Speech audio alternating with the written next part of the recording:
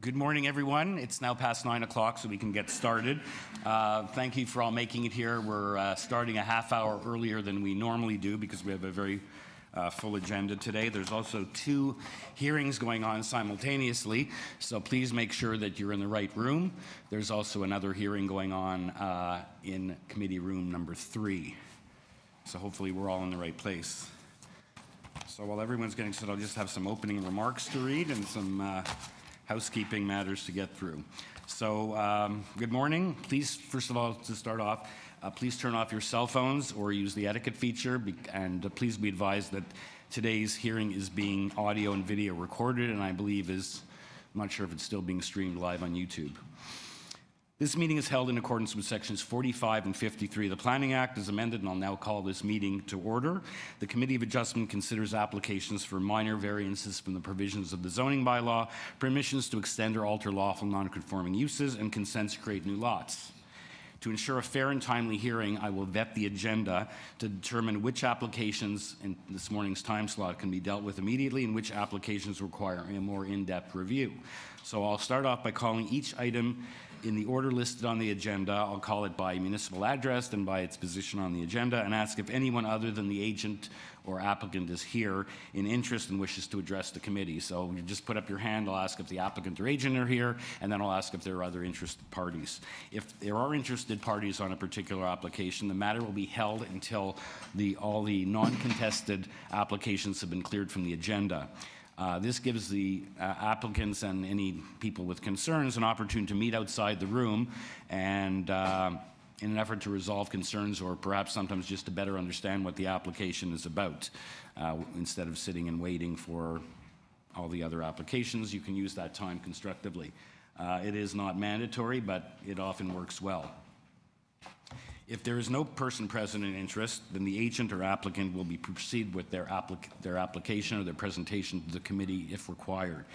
If it's very simple applications and we don't have communication from city departments or from concerned neighbors, we may suggest that a presentation is not required, and we'll just then see if committee members have any questions for you. So they'll ask questions, and then we'll take the matter in for a decision. When you make your submissions, each speaker, whether the applicant, agent, or neighbors, you have a maximum of 5 minutes to address the committee. When addressing the committee, please come forward to the podium and hand in your decision request card to the committee staff seated on my right. Then go to the podium and clearly state your name and address for the record. And if you have written submissions that you're reading from, please hand a copy of it to the Deputy Secretary Treasurer before you leave. So the applicant or agent will have 5 minutes to present the merits of their application to the committee. Then individuals either in support or opposed or with concerns about the application will be allowed to express their views, again having 5 minutes to speak. If, however, there are several speakers on a particular application with concerns or in opposition with the same view, please select a spokesperson to present the common opinions of the group. We want to hear your views. However, covering the same points will not advance your cause. So if you do have comments and you're not the spokesperson, you're certainly be allowed to come up and let us know if you have other concerns other than the spokesperson has raised, but we just don't want to hear the same concerns over and over again. Committee members may ask questions of each speaker at the end of their submissions, and then when all speakers are finished, the applicant or agent is given an opportunity to rebut only those related issues that have been raised by the neighbors, not to come back and represent their application, but just to hone in on those issues and concerns that the neighbors have raised. Then the matter is taken into committee for a decision, and that will mark the end of any further discussion on the matter. Please remember also to confine your remarks to the matters outlined in the application. The decision. If you do not agree with the decision the committee reaches today on the application you're here for, you may file an appeal. Appeals are now dealt with by a tribunal called the Toronto Local Appeal Body, or TLAB, and for more information about TLAB, please visit their website or the Committee of Adjustment website. Appeal instructions will be included at the bottom of every decision. In order to receive a copy of the committee's decision and to be informed of appeal proceedings, you must fill out the decision request card and leave a copy with staff. And please also include your email address on that form, as the TLAB will be sending notifications and appeal updates by email. So please remember to hand in your completed form to the staff on my right before leave today, and decisions are mailed out within 3 business days. Okay, now some preliminary business. Confirmation of last meeting's minutes. I believe that was December 12th hearing. So moved. Second. All in favor? Minutes are approved. Declarations of interest for the 9 o'clock agenda, morning agenda? None to declare. Thank you. Okay, we have an application file to be closed. Madam Secretary Treasurer, number 40 Belmont. Yes, through you, Mr. Chair. Application A0373/18 TEY for 40 Belmont Street. The application was deferred at the hearing of August 29th, and the applicants have now decided they don't want to proceed with the proposal. So they would, you would have to close the file. They would not be entitled to a refund of the application fee. Okay, can I motion to that effect? Yeah, I move in favor of closure. Okay. All in favor? Okay, the application is closed. Okay. Is anyone here this morning wish to withdraw their application? Okay. And we'll deal with the deferrals, I guess, as we as we proceed. Okay. So now I'm going to vet the time slot to figure out which applications are going to be held down till the end of the uncontested matters and which applications will proceed once we start. Okay, application, item number 1, 333 Lumsden Avenue. Is the applicant agent here? Thank you. Any neighbors present on 333 Lumsden? No, it will not be held. Item number 2, 70 Shalmar Boulevard. Is the agent or applicant here? Or stuck in traffic or thinking it's 9:30? Okay, so we'll have to hold that with a little h. Are there any neighbors here on 70 Shalmar? Okay. Item number 3, 263 Dovercourt Road, the applicant agent, thank you. Any neighbors present on Dovercourt Road?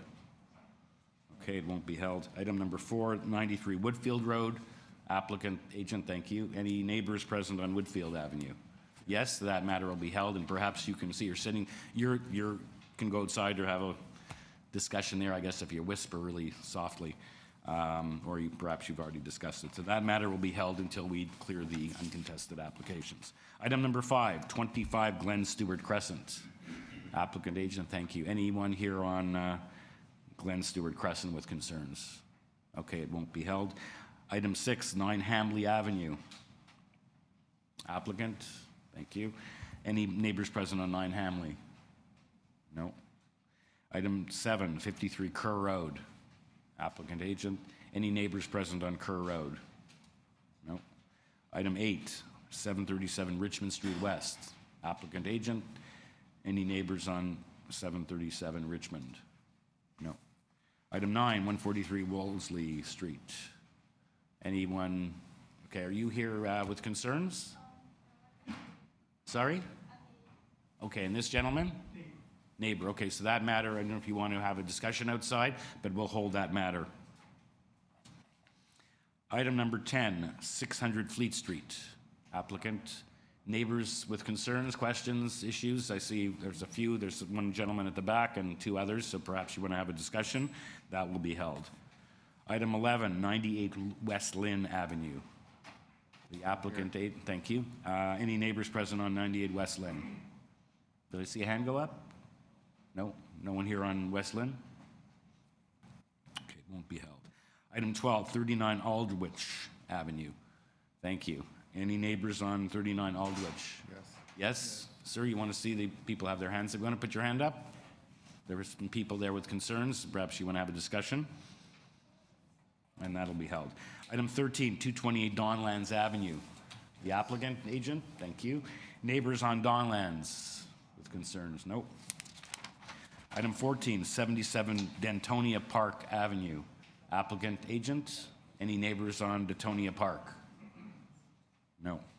Item 15, 10 Omaha Avenue. Applicant, thank you. Any neighbors on Omaha? No. Item 16, 44 Marigold Avenue. Is the applicant or agent here for Marigold Avenue? Okay, we'll put a little small h on that. Item 17, 10 Rowley Avenue. The applicant, agent. Any neighbors on 10 Rowley? Nope. And the same thing for 12. Those will be here together. Okay, and number 19, 1856 Gerard Street East. The applicant, any neighbors on Gerard Street East? No.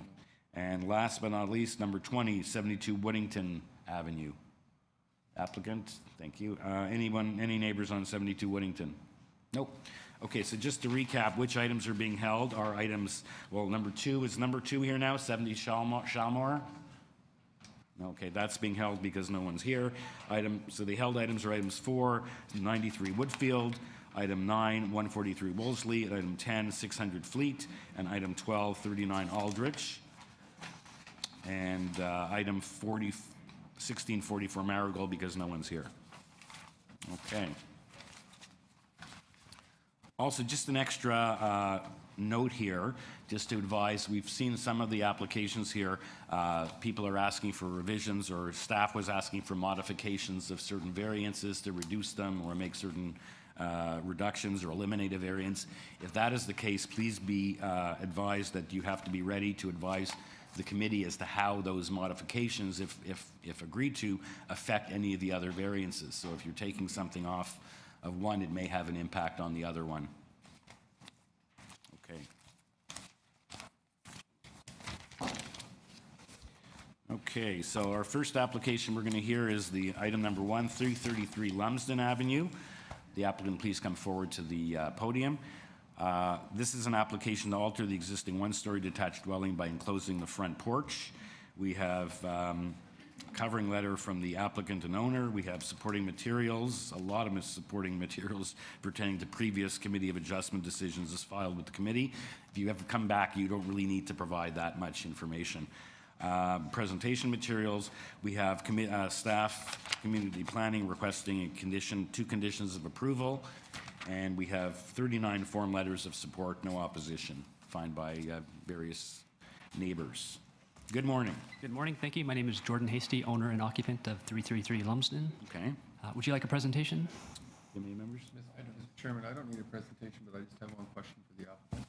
Sure. Have you seen the recommendations from the planning department? I have. I believe they're recommending to limit the front porch enclosure just to the single story. That's right, and the setback from the front line shall remain, except for the existing front yard setback is 4.86. The setback from the front line for any floor above the first floor would be at that particular. Yeah. Okay, so you've seen those. I've seen that. I have no objection. It's a one-story house, and I don't plan to. Mr. Chairman, unless anyone else has questions, I think this is a fairly minor application, well supported, and subject to the planning department conditions. I'd recommend approval of the application. Thank you, Mr. Nipfeld. I second that motion. All in favor? You have your approval. Thank you. Thank you, members of the committee. Thank you. Okay, item number 2, that was the one that someone wasn't here, 70 Shalmar, still not here, so we'll hold it to the bottom of the agenda. Item number 3 then, 263 Dovercourt Road. This is to alter the existing 2.5-story semi-detached dwelling containing 2 dwelling units by widening the front dormer and constructing a rear 3rd-story addition with a roof deck. And we have before us on this application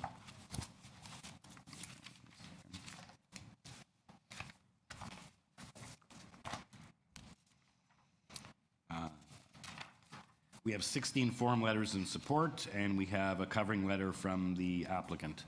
Good morning. Good morning. My name is Brian Haygood. I am the agent for the homeowner. Pretty straight. Let's see if committee members want a presentation or have any questions. I don't have any questions or comments. I want to move that this application be approved. Thank you, Mr. Renestein. Second motion. You have your approval. Thank you. Thank you. Okay, item 4 is held, so we'll move over to item number 5, 25 Glen Stewart Crescent. It's an application to alter the existing 2-story detached dwelling by constructing a front 2nd-story addition over a portion of the existing garage. There is only one variance, being floor space index. And on this application, we have 8 form letters of support and supporting material pertaining to neighborhood analysis by the applicant. Good morning. Good morning. How are you? Can we get your name and address, please? Oh, my name is Oliver Dang. I'm the agent for 25 Glen Stewart. Okay, let's see if committee members want a presentation or have any questions. I have no questions. This is a relatively minor matter. I move that the application be approved. Thank you. Second the motion. You have your approval. Thank you. Thank you very much. Okay, next application, item 6, 9 Hambley Avenue. This is an application to alter the existing 2.5-story semi-detached dwelling by constructing rear, second, and third floor additions with rear and second and third floor decks. There are only 2 variances. We have community planning requesting a condition of approval, tying the third floor dormer height to plans, to be built substantially in accordance. We have correspondence and support from 7 Hambley next door, and correspondence in opposition from 13 Hambley, 2 letters, and 3 Hambley. There's no one else here on this application? 9 Hambley? You're here in opposition? Because that was, when I vetted the agenda, I asked if someone's here in opposition. So would you like us to hold this matter down to the end of the agenda, or is it just a very simple question? Okay, why don't you go talk, we'll hold this matter. Okay, thank you. That's not a problem. Okay, so we're going to hold that one. Item number 7 then. To alter, item number 7 is 53 Kerr Road. This is an application to alter the existing 2-story semi-detached dwelling by constructing a rear ground floor addition. And we have 4 form letters of support and nothing else on this application. Good morning. Mr. Chair, members of the committee, my name is David Smith. I'm here representing the homeowner at 53 Kerr Road. Would you like a presentation? Do you have any questions? Committee members, seems very straightforward. Do you have any questions? I have a couple of questions for the applicant. Okay. I noticed that you have letters of support, but not from the tax side. Can you explain if you've had discussions with those people, or Not. support letter that it's not on my agenda? My understanding was that she had the support. I'd have to go. 51, and I didn't see that.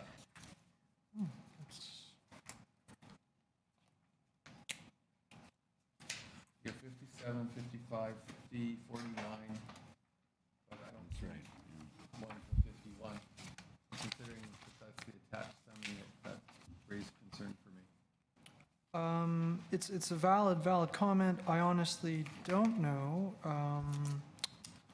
That's sort of caught me off guard. I assume that I know that she's spoken thoroughly to the neighborhood, so it could be something to the effect that it's either a rental property and it's not the homeowners, or just a connection and actually making contact with them. But I mean, from my experience, I know that she thoroughly vetted the neighborhood, explained everything. It's obviously well supported by the circumference of the people, so I'd be exceptionally surprised if it wasn't supported by the attached neighbor, if it was something to do with talking to the homeowner. So it must be that it's a rental or something of the effect. But I apologize. I don't have an answer for you on that one. Well, so that's the thing. I mean, again, it's a technical variance. She's parked in the front of her driveway since she's owned the house, but because it's in front of the main wall, it's not considered parking. Existing condition won't change, yeah. Yeah. I guess the notice was circulated with the other neighbor. Absolutely. Here is not written in a letter. Yeah. Okay, any further questions, or are we ready for a motion? Mr. Chairman, unless Mr. Granstein has any questions, I think those answers relay my concerns. I would like to move approval of the application. I think it's a reasonable application in the public good, and it meets the test for variance. Thank you. I second the motion. All in favor? You have your approval. Thank you, Mr. Smith. Thank you very much, guys. Okay, item number 8, 737 Richmond Street West. It's an application to alter the existing 2-story semi-detached dwelling by constructing a front second-story addition with a balcony and a third story with front and rear terraces. Heritage Preservation Services has no issue, and we have a correspondence and concern from 728 Richmond Street. Good morning, Mr. morning. Chairman, members of the panel. My name is Ernesto Arduini. I'm the agent on behalf of the owners at 737 Richmond Street. Okay, let's see if committee members feel they want a presentation or have any questions. I have no questions. Could you clarify the context? As I recall from the site, there are 2 single-family properties, this being one of them, and they're semi-detached. And then the properties on either side are 2-story. So the 2 single-family Are the two single-story buildings are in fact an anomaly, or are there other single? It's mixed in that neighborhood. In that neighborhood, it's all mixed. You've got row housing, you've got semis, and you have singles. Yeah, but you have two-story on both sides of this particular property. Yes. On one side, and you're attached to a single-story. Correct. on the other That's side. correct. All the houses around us are two-story. And the attached. And three. Has not raised, I don't. They have no objection, sorry, the owner's here, she forgot to bring her form in here, she's met with the neighbors, we had no objections, 728 filed a notice, she's not objecting, she just raised questions, and I think we've addressed those issues that she had, and we showed her a sun diagram to show her the travel of the sun pattern. And with that, she was satisfied. She seems to be satisfied, but she has no objections according to the letter I have in front of me.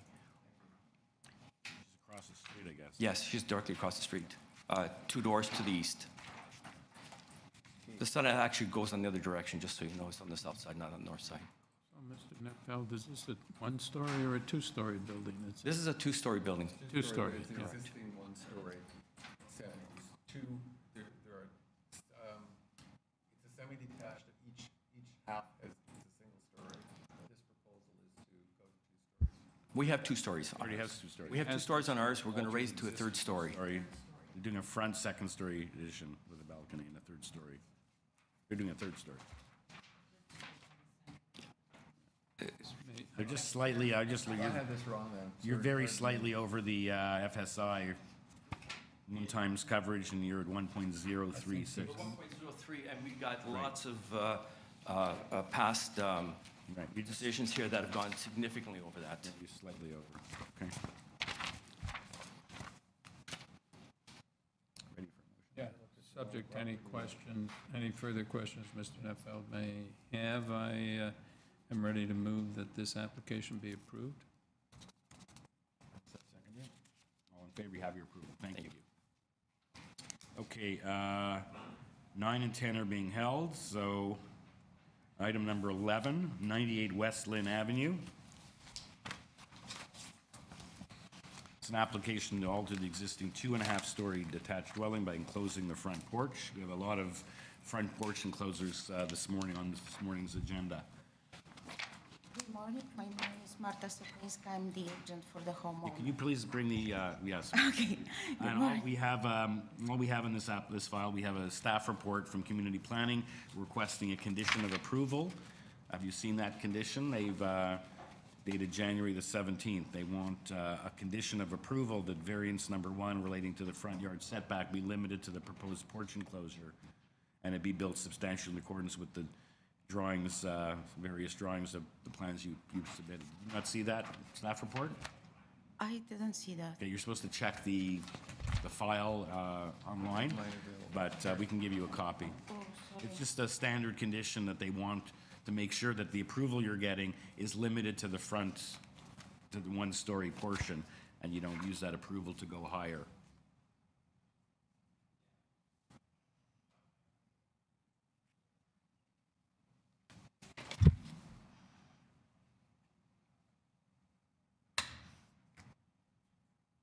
Yeah, they want to limit the variance to the structure and not use that approval to go and do it on the 2nd floor.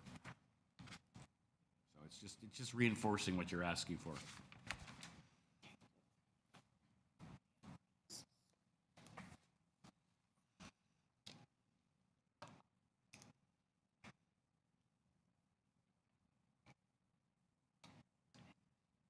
It's the part I just read out, that they just want a condition of approval that it be limited to 1-story portion.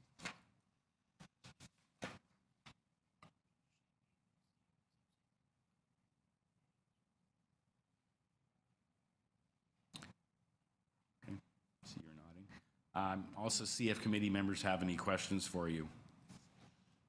No, I have no question, Mr. Netfeld, No, no I question. don't have any questions. Yeah, either. I move the application be approved, Subject. subject to the staff conditions. Okay, Second motion. all in favor, you have your approval. Thank you. Thank you.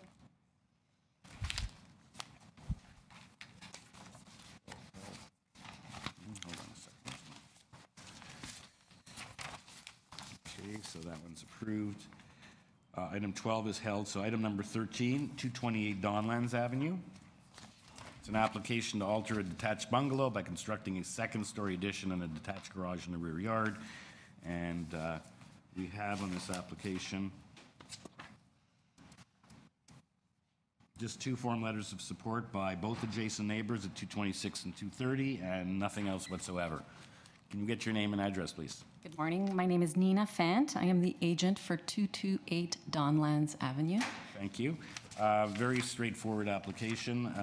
No communication from neighbors other than the 2 support letters by the adjacent neighbors. So let's see if committee members have any questions for you. I have no question. I have one question. My reading of this is that they're all bungalows on this side of the street. This would be the first 2-story. You've got 2-story across the street. I believe so. This would be the first. Your attached neighbors are on your side of the street are all bungalows. Correct. Have you had any concerns expressed by the owners of those bungalows? No, they're happy to see development. Okay. Yeah, they'll probably be the next ones to do it. So yeah, we have both adjacent neighbors on the side. We don't have other letters. I do have one more, if you want to see that. Just over. Maybe just tell us the address, and we can note it and hand a copy to staff, and we'll put it in as part of the record. 224 Donlands Avenue as well. Okay. Is that the same form letter? Yes. Okay. Okay, any further questions for the agent, or are we ready for a motion? Do you have any questions, Tom? No. Mr. Chairman, I'd like to move approval of the application.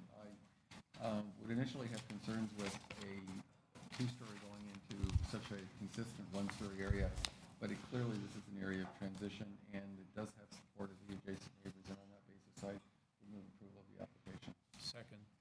All in favor? You have your approval. Thank you. Thank you. Next application is item number 14, 77 Dentonia Park Avenue. This is an application to legalize and maintain the enclosed front porch, which was constructed without the benefit of a building permit. There is only one variance. The distance is set back from the front lot line. And we have before us community planning requesting the same condition of approval as in the previous application. Have you seen a copy of that? I did. Okay, good. Important to check the website. So it's just they want it tied to the plans to ensure that you limit that to the front portion. Correct. Why was this built without a permit? And transportation There's services. right away Oh, and wants to transportation services also Restore the wants you to Soft restore the landscape. soft landscaping on the right-of-way. That's correct. That is an existing condition. It seems like there's some pavers going on, basically to provide a one and only parking spot for that property.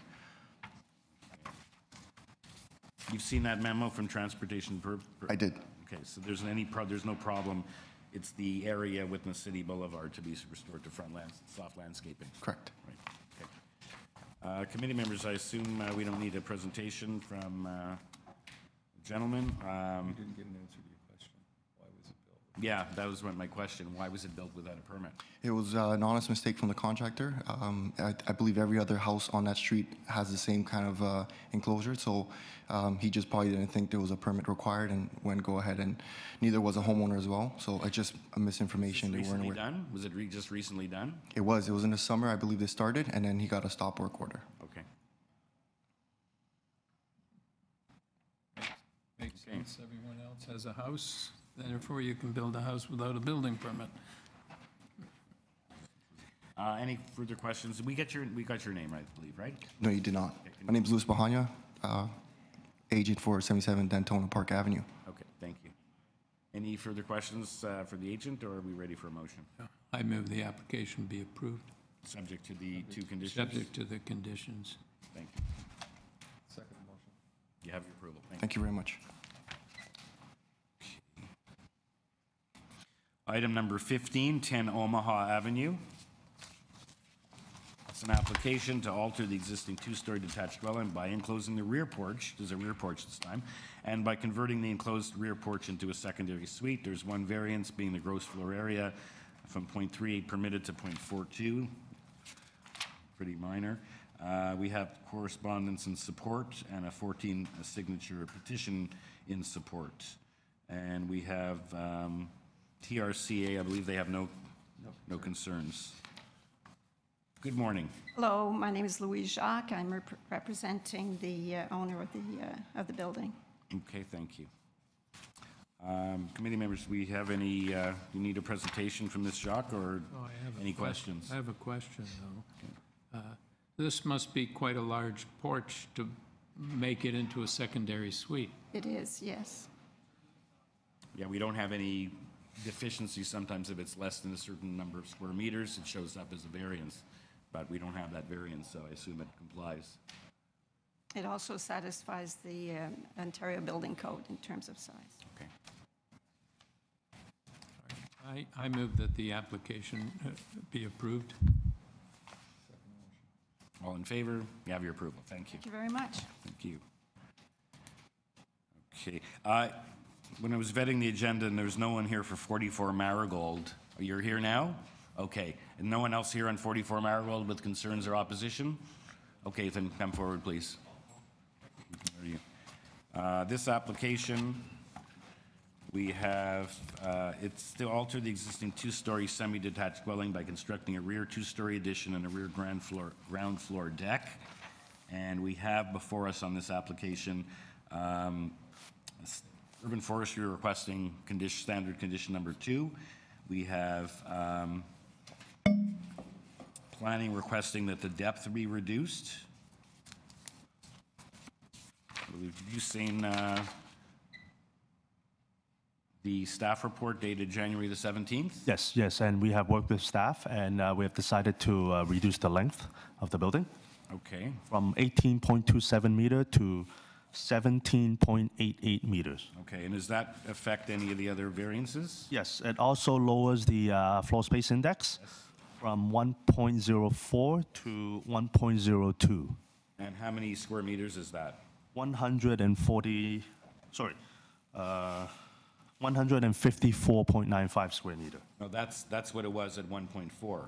Oh, okay, yeah. Now Sorry. you're lowering it, it's going to go down slightly, right? Yeah, I have it right here. Just bear with me.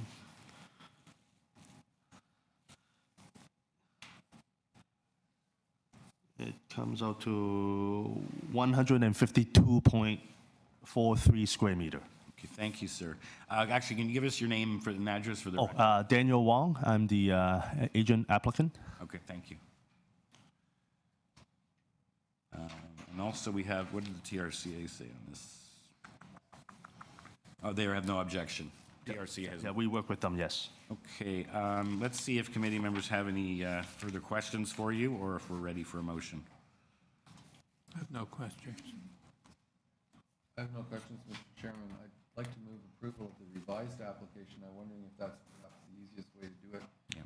So that the revised application has variance number 1 altered to a depth of 17.88 meters, and the semi-detached floor space index on variance number 2 is 1.02 times the area of the lot, or 152.43 square meters. Forestry, urban forestry. And then there's an urban forestry condition number 2 as well. Subject to that condition, I'd like to move approval. Thank you, Mr. Nipfel. Second. All in favor? You have your approval. Thank you. Okay, so we're going to hear the next two together, 10 Rowley and 12 Rowley. These are applications to alter the existing two-story townhouses by constructing a rear second-story addition. And there's only one variance as to the floor space index. And we have, I guess, people in 10 are more popular. We have 8 form letters of support for 10, and we have 6 form letters for 12. And there are no conditions, no communication from city staff. Good morning. Good morning. I'm William Harrison. I am the agent for both of these applications. Nice to see, I guess, the economy of scale to do these things together is Yeah, well, makes a it's lot of handy, sense. I have to say. I came thoroughly prepared, probably unnecessarily, but the last time I was at committee, they kind of asked me questions that I wasn't prepared to answer. So if you have any questions, I think I'm pretty prepared. Okay. So we shouldn't disappoint you and make sure. Okay, committee members, any questions? And you're Mr. Harrison, right? I am. Okay. So what's the existing floor space index in number 10? I honestly don't know. Geez, I thought I was prepared. Well, I only asked it because you said you were so prepared. Well, I was prepared with previous decisions and things of that nature. They're adding approximately, let me think, it's about 14 by about 11, so let's say 150 square feet, which translates to maybe 14 square meters. So, You're already over, probably over yeah. 0.6. These are very modest houses. Right, so you have precedence on the street for? Oh, for sure. Not on that street, but in the general area, lots of them. You're probably at least 0.8. You're well over the 0.69. Yes. But I have an example of someone who was granted .98 along with a bunch of other variances, so, and lots of others in the general area that have well exceeded the .8. So you have consent from 14 and 16 on one side and from, 8 and 6 on the other time side. we have, 12, got to have approval. yeah. So 8, they have approval from. Yeah, 8, they gave you 2 letters, so you're covered on both sides. Yes, sir. Any further questions for Mr. Harrison? Are we ready for a motion? I move the application, both applications be approved. Second motion. All in favor? Thank you very much. Thank you. Okay, item number 19. Excuse me, with the matter of 9 Hambley, which was uncontested, my neighbor here is willing to say still that it's uncontested. If you're able to hear us now, we'd appreciate it. Okay, sure. Thank you. So that was number 6. Yes. Okay, let me just go back to number 6 here.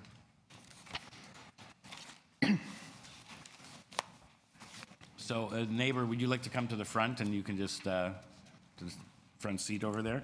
So item number 6, this is an application, probably went to, stated it before. We found that there was a neighbor. Yeah, just sit down there. This is to alter the existing 2.5-story semi, construct. No, and we need her to confirm, though, I think, that she's not opposing it. Yeah, we're hearing that, but it's just to alter, we just maybe have her state for the record, to alter the existing 2.5-story semi by constructing rear, second, and third floor additions with rear, second, and third floor decks, and we have 2 variances, FSI and the rear exterior main wall height. And on this application, what do we have? Yeah, we have correspondence and opposition from 13 Hamley and 3 Hamley, and no opposition from the next door neighbor at 7. And committee staff is asking that the third floor dormer height be tied to plans. Have you seen that memo? Yes, I have. Okay, thank you. So again, we got your name for your Mr. Abrahams? Yes, I'm the owner and applicant, Robert Abrahams. Okay.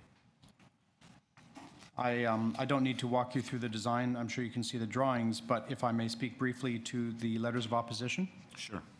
My neighbors at 13 Hambley raised concerns which I think need to be addressed because they contain actually incorrect information. They note that the property is being rented out short-term. That's not true. There are 2 one-year leases in place right now. It's rented to 2 families. The neighbor at 13 Hambley also suggested that it was to be used as a commercial use. It's incorrect. It's been a duplex for 50 years. It will remain a duplex under this application. They also suggest... Right, I think by commercial use, they're talking Airbnb as opposed to a one-year lease, right? That's when I don't know. They say commercial. So. What says commercial? Property number 9 is already being used as a commercial property, in brackets, Airbnb, close bracket, with people coming and going constantly. That's incorrect. There's 2 one-year leases. Okay. They also suggest that the number of bedrooms would be, a deleterious use of the land. There are 2 3-bedroom apartments currently, and under the application, there would continue to be 2 3-bedroom apartments. Okay. Yeah, they talk about accommodating 12 people, so. Right. My neighbor at 3 Hambley notes that there is a second floor rear deck, and that when people gather on nice summer days, that there's some noise. Well, that must have been for me because I was living there with my family. But under this proposal, the second floor deck will be converted to an interior dining room because there is no dining room currently. Right. So the deck that replaces it will be off the bedroom floor and not somewhere you'd hang out when you're, eating. So I think that. Is there any, normally we see a comment from planning about screening on upper floor decks. Was there any intent to put No, screening on the decks? there was no comment from planning about that. Okay. Again, the neighbor at 13 Hambley is not visible. Yeah, it's one unit, one over. Yeah, there's Two- 11. It's two over. Right. And the neighbor at 7 Hambley, immediately adjacent, supports the application. She looks forward to seeing the property improved. The neighbor at 3 Hambley is 3 doors down on the other side, and there's no visibility. Right. The neighbor in the back is the back of a church, a blank brick wall. There's no privacy issue. And my neighbor at 11 Hambley voiced some concerns about the size of it, and I can't do anything about that. I'm here because I need more space so that I can move back into the property. I'm an owner, but I'm renting because it's not big enough to live in. Right. So the size is the size, but what I did is I prepared a summary of FSI variances in the area and showed that I'm within the lowest decile, the lowest 10% of all size variances within a 500-meter radius. Yeah, you're permitted 0.69. I don't know what you're at now. Actually, do you know, are you lower than that now, or? Yes, it's something like 0.66 or 0.67 now. You're only going up to 0.8, which is only about 28 meters over what's permitted, right? And that's other than your. May I give the committee the summary of variances in the area? Okay. Just add it to the record. So here's 150 FSI variances. The green highlighted one is mine. They're arranged in order from lowest to highest. So Right. I'm near the bottom. And then the map that accompanies it shows where, not all of them are, but where the variances are, which are on streets that I think are like mine, like the study here. Similar streets. Lee Avenue, Ludi Avenue, Winneva, to show that I'm near the bottom of the pack in terms of size. Could I clarify the roof deck? You mentioned that the roof deck has been changed or will be changed. There, in fact, are 2 decks. There's a balcony and a deck. Am I correct? Yes, the second floor. Balcony affects the person adjacent to you at number 7 who's supportive and obviously doesn't feel there's a problem. But then there's a 3rd floor roof deck, which I would think is a potential problem for the people that live at number 11. Certainly, we can see their backyard now from the 2nd floor deck, and we would continue to from the 3rd floor deck. The new deck is the same size as the old deck. I believe that it actually improves privacy concerns because the current deck, being adjacent to the kitchen, means that every summer night, that's where we eat. And the new deck would be off the bedroom floor, and it's not something that you use on an everyday basis because you have to go up through the kids' bedrooms to get there. But I'm personally inclined to think that the north edge of your deck is a potential privacy issue and there should be screening there. I have no objection to that. It wasn't asked for, but more screening is, I guess, more. And my understanding of the drawings, just correct me in case I got it wrong, the roof deck is exposed on the north, south, and east. The building that's Yes. attached does not extend past the deck, so the deck is actually exposed on the side. I'm sorry, yes, the deck on the 3rd floor is open on the north, east, and south, yes. So would you be agreeable to providing a permanent opaque screen or fence that's 1.5 meters from the floor of the balcony along the north side of the deck? I have no problem with that. Okay, so I saw in the letter, I think it was from people in 3. So they say, and I don't know, whether they say it was on Airbnb, it's no longer on Airbnb, it's taken off. Yeah, Airbnb used to be allowed. Right. And I lived in the upper apartment, and the lower apartment was a short-term rental. And once it was no longer allowed, I got a long-term lease. Right. And then I moved out because it was too small for me, and now both are on long-term leases. Okay. And the lady that had concerns lives at what location? My brother is owner of 11. Actually, can we come to the podium perhaps and just introduce yourself since you're here anyway for the record and let us know who you are? I don't know if you're one of the people that wrote the letters or your brother. Well, my brother did, and he got it in very late. He lives out of town, and... Can we get your address and name, please? Okay, so my name is Anjali, A-N-J-A-L-I. Last name Baitchwall, B-A-I-T-C-H-W-A-L-L. CHWAL. Okay. At 11. So I'm currently renting. My brother is the owner. He lives out of town, so he did express some concerns, and that's why I came in here as his representative. Some of it is similar to what you've already heard about the commercial space and the Okay, but Airbnb. you showed up here, we held the matter. Yes. Well, I didn't have the letter from Yeah, him the right away. applicant, so I'm saying you no longer have any objection, don't wish to formally. Well, as long as some of the concerns that we did have been clarified, the number one being that we were concerned about the commercial space, Airbnb, but we discussed outside. Please address your comments to the committee. Yep.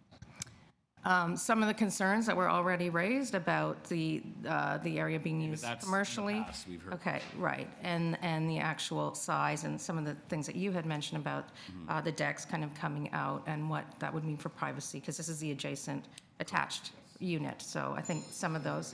That the applicant's agreeable to would satisfy your concern about the deck? Right, if that is that's within the, It's within our jurisdiction to impose that condition. Right. We were surprised, actually, that planning often chimes in, but they seem to miss this one for whatever reason. Screening on upper decks is, to prevent overlook and help with privacy is a typical. right, because we have the identical unit Right. attached and a space. So Mr. Nipfeld raised that, and I assume he's going to put that in as a condition. Okay, So thank you for your right. coming forward. okay. Thank you. Okay, any further questions? No question. For Mr. Abrahams? You ready for a motion? And Mr. Abraham, you know about the planning condition? Yes, about the rear, about the shape of the rear addition.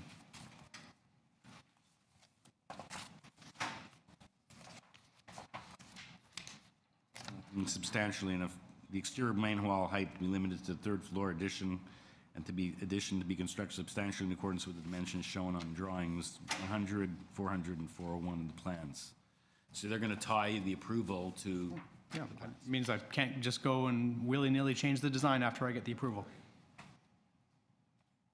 Mr. Chairman, unless there are any other questions, it's subject to that planning condition and the provision of a permanent opaque screening or fencing along the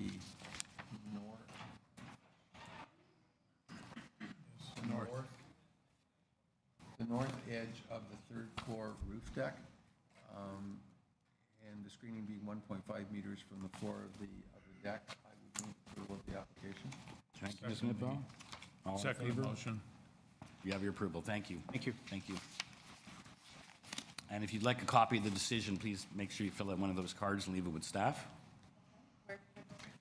There are cards, I think, are at the back, or I think there's some right in front of you over there on the table, and you can just fill it out and just bring it to staff when you're done. Okay, so we're moving back to item number 19. 1856 Gerard Street East. It's an application to alter the existing 2.5-story semi-detached dwelling by enclosing the front porch, another front porch application. And we have on this application community planning looking for that condition. If you check the file, you've seen that memo from community planning? Yep. Okay. And 4 form letters of support from neighbors. It looks like we have the neighbor on one side at 1858, 1860, and it doesn't look like we have 1854, but perhaps we'll hear about that. Okay. Okay, good morning. Could we start off with getting your name and address, sir? Yep, my name is Austin Emino, and I'm here on behalf of the owners for 1856 George Okay, so Street. you're the agent? Okay. Let's see if committee members want a presentation from you or have any questions. Again, this is a porch enclosure. I have no questions. I don't either. Okay. There's a planning condition. Yeah, we have a planning condition. Did you ask, have you seen Yeah, the he's planning seen it. condition you have? Okay, subject to, and I gather there are no questions, Mr. Chairman. I'd like to move approval of the application subject to the planning condition that the applicant indicated he has read and agrees with. Thank you. Second motion. All in favor? You have your approval. Thank you. Okay, so we'll go to item number 20, and then we'll go back and do the held items. Item 20 is 72 Woodington Avenue. This is an application to construct a carport over the existing parking area at the rear of the lot. We have variances as to the side yard setback and the minimum landscaping in the rear yard. And we have no communication from area neighbors or city staff. Yeah, just the application that you submitted. Good morning, sir. Can we get your name and address? Good morning. My name is John Boone, and I'm acting as agent for the owners on 72 Woodington. Okay, thank you, Mr. Boone. Let's see if committee members have any questions for you. I don't think we need a presentation on this. You're just basically putting a carport where you currently park. Correct. The zero landscape variance is existing, so there's no proposal to decrease the landscaped open space. It's simply carport over existing driveway. So it's an existing driveway. Is it paved? Yes, that's correct. Okay.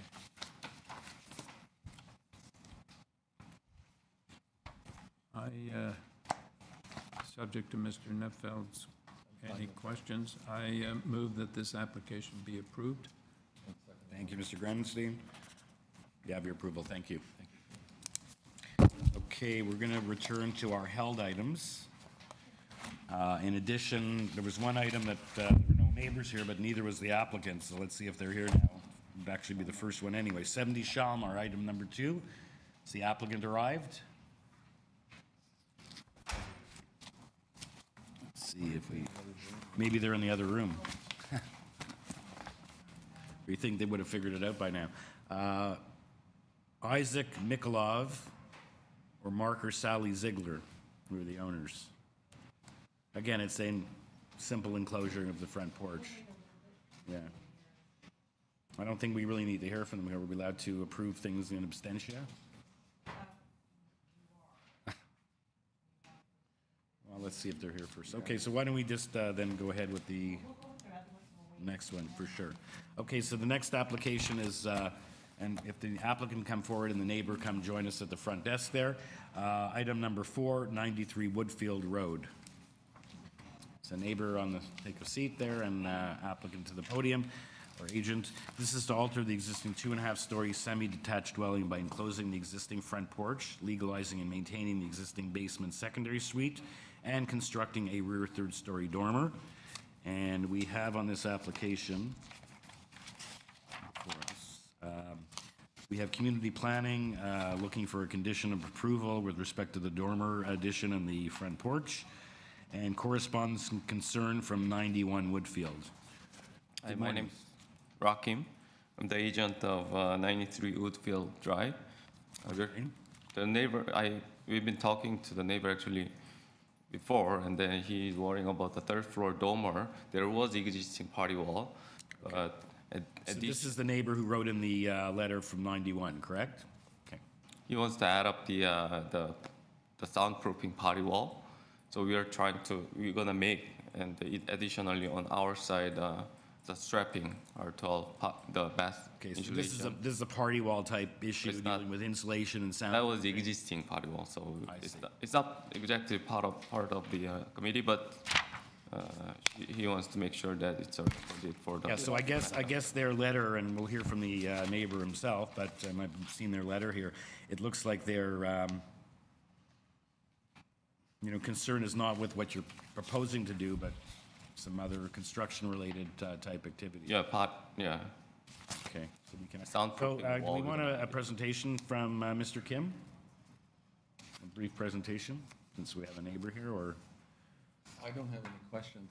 Perhaps the neighbor could. Okay, and then he can reply, and then you'll have a chance to respond to what the neighbor has to say, Mr. Kim, if that's okay with you? Yeah, sure. Yeah. Okay, so sir, if you can come to the podium, please. You're Mr. Clark. No relation, no conflict. No. You've obviously read the letter we've submitted. We have 3 concerns. The first and foremost, excuse me, is the soundproofing. We've discussed it, and what currently it said. First of all, there is already a 3rd floor. This is a dormer addition. There already is a resident. There already is It's been an alteration to the third floor. Okay, and you have a third floor as well? We put a third floor addition on years ago. Okay. And our bedroom's on the third floor. Right. There was a recent conversion of the attic space adjacent to us into living space. And now this is a subject property? Yes. Yes. Okay. At 93. And now they're applying to put a dormer on that space and increase the space. And our concern is that right now it's a double wide brick wall separating the two properties. And we've asked them to build a 2x4 wall and soundproof it on their side. Do you have soundproofing on your side when you build yours? We do, yes. Okay. Yes. Because it was an attic space next to us and we did that for insulation as well as soundproofing. Sure. So that was our main concern. And the applicant has agreed to do that. Okay. So we just wanted it reflected in the record. Okay, and again,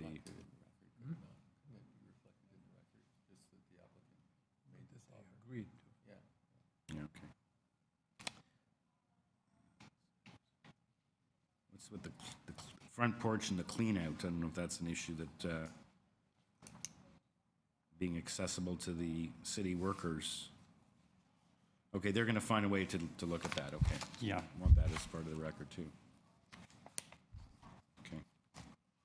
Okay, sir, thank you. If those are your concerns, let's hear from Sorry, the third concern was the legalization of a basement suite. Is that part of it? It's maintaining the existing basement secondary suite. So I believe, I don't know, it's not really before us, but I believe there are standards for living space size and fire egress and things of that, fire safety. Yes. So that if it's going to be, I believe they have to comply with that, but that's not part of our process. Right, that'd be with the building code. Right. Or the building permit process, right. Okay, thank you, Mr. Clark. Let's hear back from Mr. Kim. And sir, have you've seen a copy of the staff report? Do you have a copy? I can give you a copy. They're asking us to impose a condition. Let me give you my copy.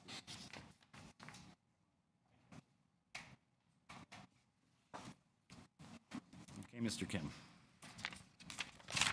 So it's nice to see working neighbors are working together here to accomplish. I guess you're okay doing the insulation. It's for your client's benefit as well as the neighbor. Mr. Kim, you saw the planning conditions, did you? Yeah, we saw it. Okay. Mr. Chairman, I'm pleased to see that the gentlemen have come to an agreement. Perhaps we could just indicate in the minutes that Mr. Kim had agreed with the owner to provide sound attenuating measures between the two properties and the third floor. The Secretary Treasurer is shaking her head. Why could we not say that in the minutes? It's not a condition.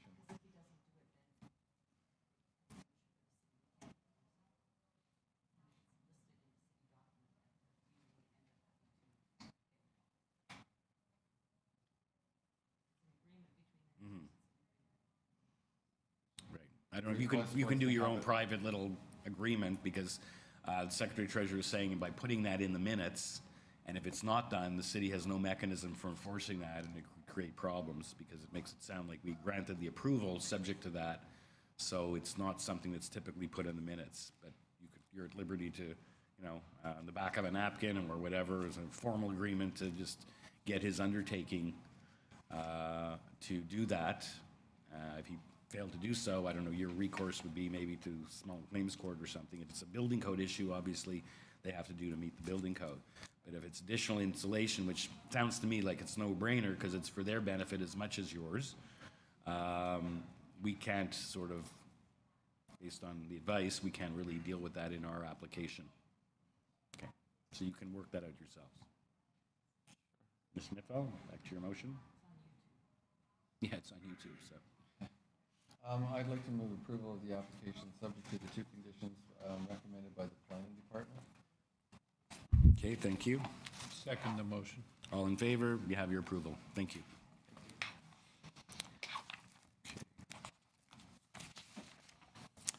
Okay, the next application is item number 19, 143 Wolseley Street. Again, if the applicant can come forward unless they're out in the... Wait a minute, that's not 19. Sorry, what am I doing here? Oh, sorry. I'm number 9. I had a little mark on my pen here. Number 9, 143 Wellesley. The applicant, please come to the podium, and the neighbor to the table, unless they're out in the hall having a discussion. So perhaps we'll just continue to hold that one and go to the next one. Item number 10, 600 Fleet Street. Applicant and neighbor. Neighbors, come forward, please. It's an application to permit a gym, commercial school use on the ground floor of an existing 35-story condominium building. The one variance is that a commercial school is not a permitted use in a mixed-use building. In this case, the proposed use is a commercial school, a gym. And we have on this application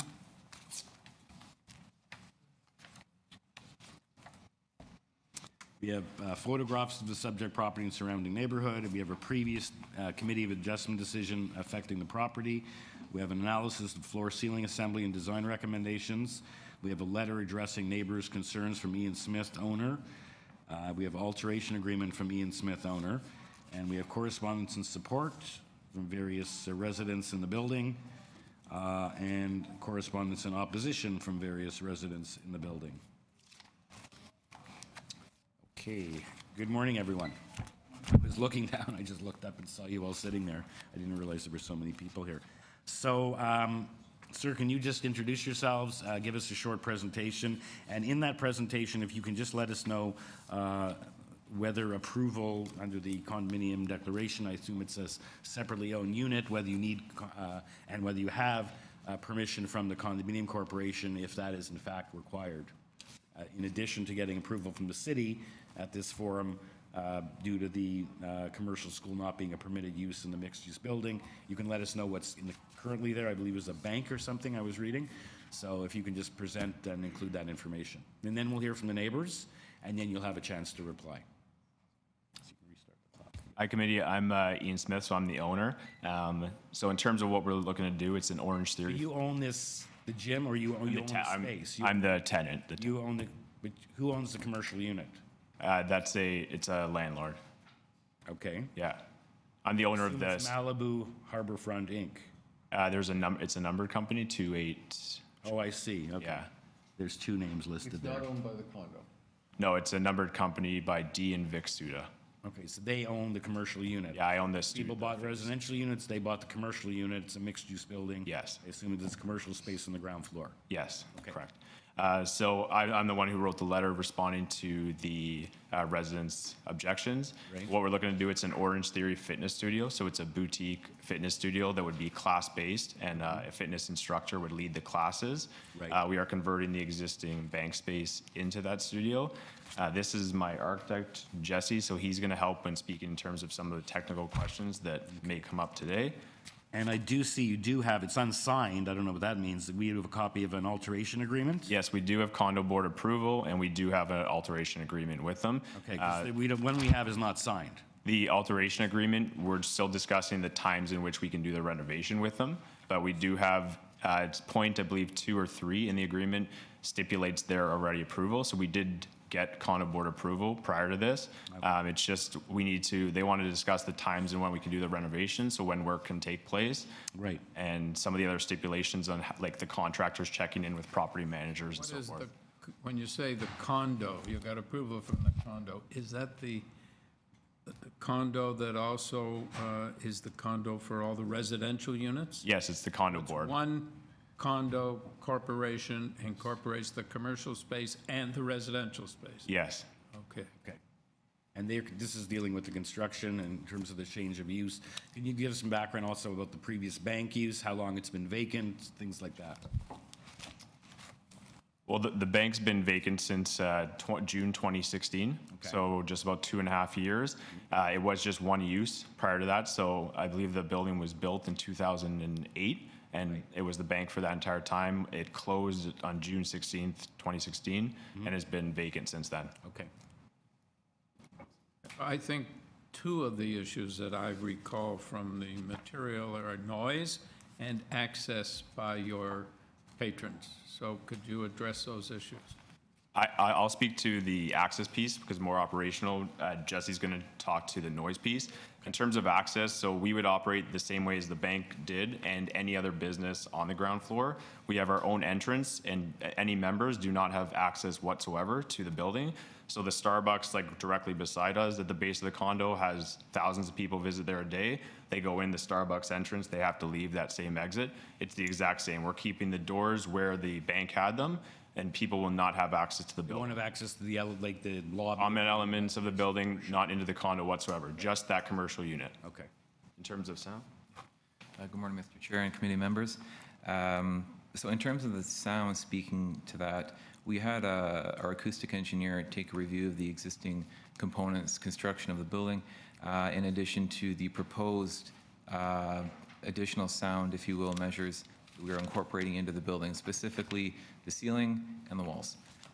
So we did an analysis, which you have access to.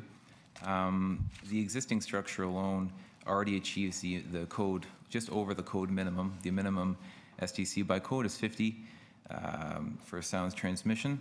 And we have created an additional acoustic ceiling with sound acoustic insulation on top of that, hung from the structure, which by his calculations gives us an overall rating of 80, which is far above the code minimum in terms of the ceiling, which would be adjacent to the existing neighbors, residential neighbors above. In terms of the back wall that backs onto the main corridor and the elevator lobby, that one, we are incorporating additional insulation, sound channels to further increase that existing STC rating up to over 60 on that back wall alone. In addition to all this, with this fitness gym, we will be having music playing. So with those devices, we are also incorporating vibration and noise mitigation. As I note from Jim, it's not the music, the sound, it's the vibration, it's the bass. Correct, yeah. So these all these devices will be located on what's called acoustic or spring hinges, and that mitigates, basically it takes the vibrations into that component and not into the floors or the walls. So that is an additional measure which we are also incorporating for safety as well. Right. So. I know, like reading one of the letters here, the people that live above, and when you live, they're hearing mechanical noises from P1 level, one floor down. There's a party room, I take it, on the ground floor as well. So it's this question of, you buy on the second floor, there's commercial space below you, there's a party room below you. It's sort of, it is what it is. If you buy a unit next to the garbage chute, you're next to the garbage chute. It's sort of like some of these things have to be there, outdoor mechanical stuff. So we have to, look at that issue. But the condominium corporation itself, these are individual owners or tenants. The condominium corporation has approved, assume the use, in addition to the issues of construction, which you're dealing with, and the renovations you're going to have to do to convert it from a bank to a gym. So in terms of music, is music played constantly, and what are the hours of operation? Committee, so it's all class-based, so it's not, you can't go in free for all. We'd have between 8 or 9 classes a day. The first one starting about 5:30 a.m. There's breaks, though, throughout the day where they would not be. And the last one would end about 8:45 p.m. in the evening. So music is played throughout the class, which is a 60-minute class. So the treadmills and the cycles and stuff, those are class-based? It's all class-based, yeah. And the open area is aerobics and so forth? No, it's all together in one area. There's the open area you might be looking on the plans is in the lobby, like reception area, where someone would walk in. But the treadmills, the rowers, and like the TRX aerobic area that you're referring to is all together in that space, and it's all in the class. So there's no. So in fact, it's a third of the floor space, not all of the floor space. About a third of the space. Floor space is used for classes, right? Yeah. So it's interesting when you look at the zoning bylaw, it says a commercial school is not permitted. In this case, the proposed use is a commercial school, a gym, which is a commercial school if it's like a business college, or I see it as sort of being a, surprised there's not a separate category for gym. But we did ask that when going through with the zoning examiner, and yes. We said, is this for sure the right use? And she recommended that was the use we needed. And the condo board has approved this use. Yes. Also, in addition, another item I don't know if I can just share with you, they mentioned just to bring it. It's less than 300 meters away. There's a similar concept in use in the exact same building. It's just a few levels shorter. I don't know if I can. It's in the, it's also in a commercial space, ground floor in a condo building. Yes. And it's less than 300 meters away. Okay. Did you guys want me to bring this to you? Sure. Well, it's an example of, I don't know if they had to come to committee for similar variants or not. It's the same class-based. Big hits. What time do you close in the evening? 9 p.m. we'd be probably out of there. You said the last class is 8:45. 7 days a week? Finishes at 8:45. Okay, so 9 or 2. Thanks. Okay, I guess other permitted uses would be like a restaurant, or like say use a Starbucks there. Yep. In some cases, I know of situations where people putting off their office space, they're buying these units. Some of them have limited retail, so they use it as office space. But you're here because I guess a commercial school is not permitted, which I guess they're classifying this as. Yep. Okay. Okay, so why don't we hear from the neighbors then, and you'll have a chance to respond. Okay, thank you. In terms of neighbors, do we have a spokesperson? You may have heard at the outset, when there's a lot of people like this, we asked if there be a spokesperson to present the common concerns of the neighbors.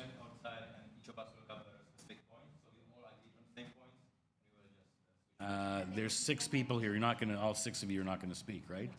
How many are going to speak? I will speak. Okay, thank you, sir. Okay, so you can just take a. No, but he said they're going to speak about different things, so there's more than him. So who's speaking? 2 of you? Yes. You and this gentleman? Okay.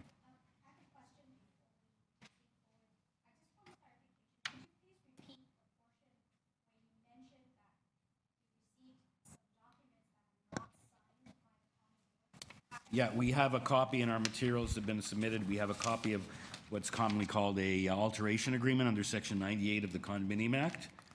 And he's saying this alteration has been approved by the Board of Directors in accordance with blah, blah. This is called a Section 98. They're going to be going in and making renovations. Well, I don't know when it was sent. It's in our Mr. package. Chair, all of those documents would be found on the Application Information Center. They're a part of the file. Yeah, he did say Want it's to under see electronic negotiation, version of yes. the file? Yeah. It's not signed, so it's not dated. Yeah. But the gentleman, to clarify, and not to belabor the point, but I don't want you to misunderstand, the gentleman did say it's under negotiation. It's not unsigned because anybody has any concerns with it. They're still working out the details. That's why it's not signed. It's a separate approval. And ma'am, you sort of have to be at the podium to speak. Okay. Thank you. Hi, my name is Martin Sal. I'm one of the residents in the condo. So I want to start by saying... What's your address? It's apartment 607, 600 Street. Okay. Martin Sal? Yes, S-A-L.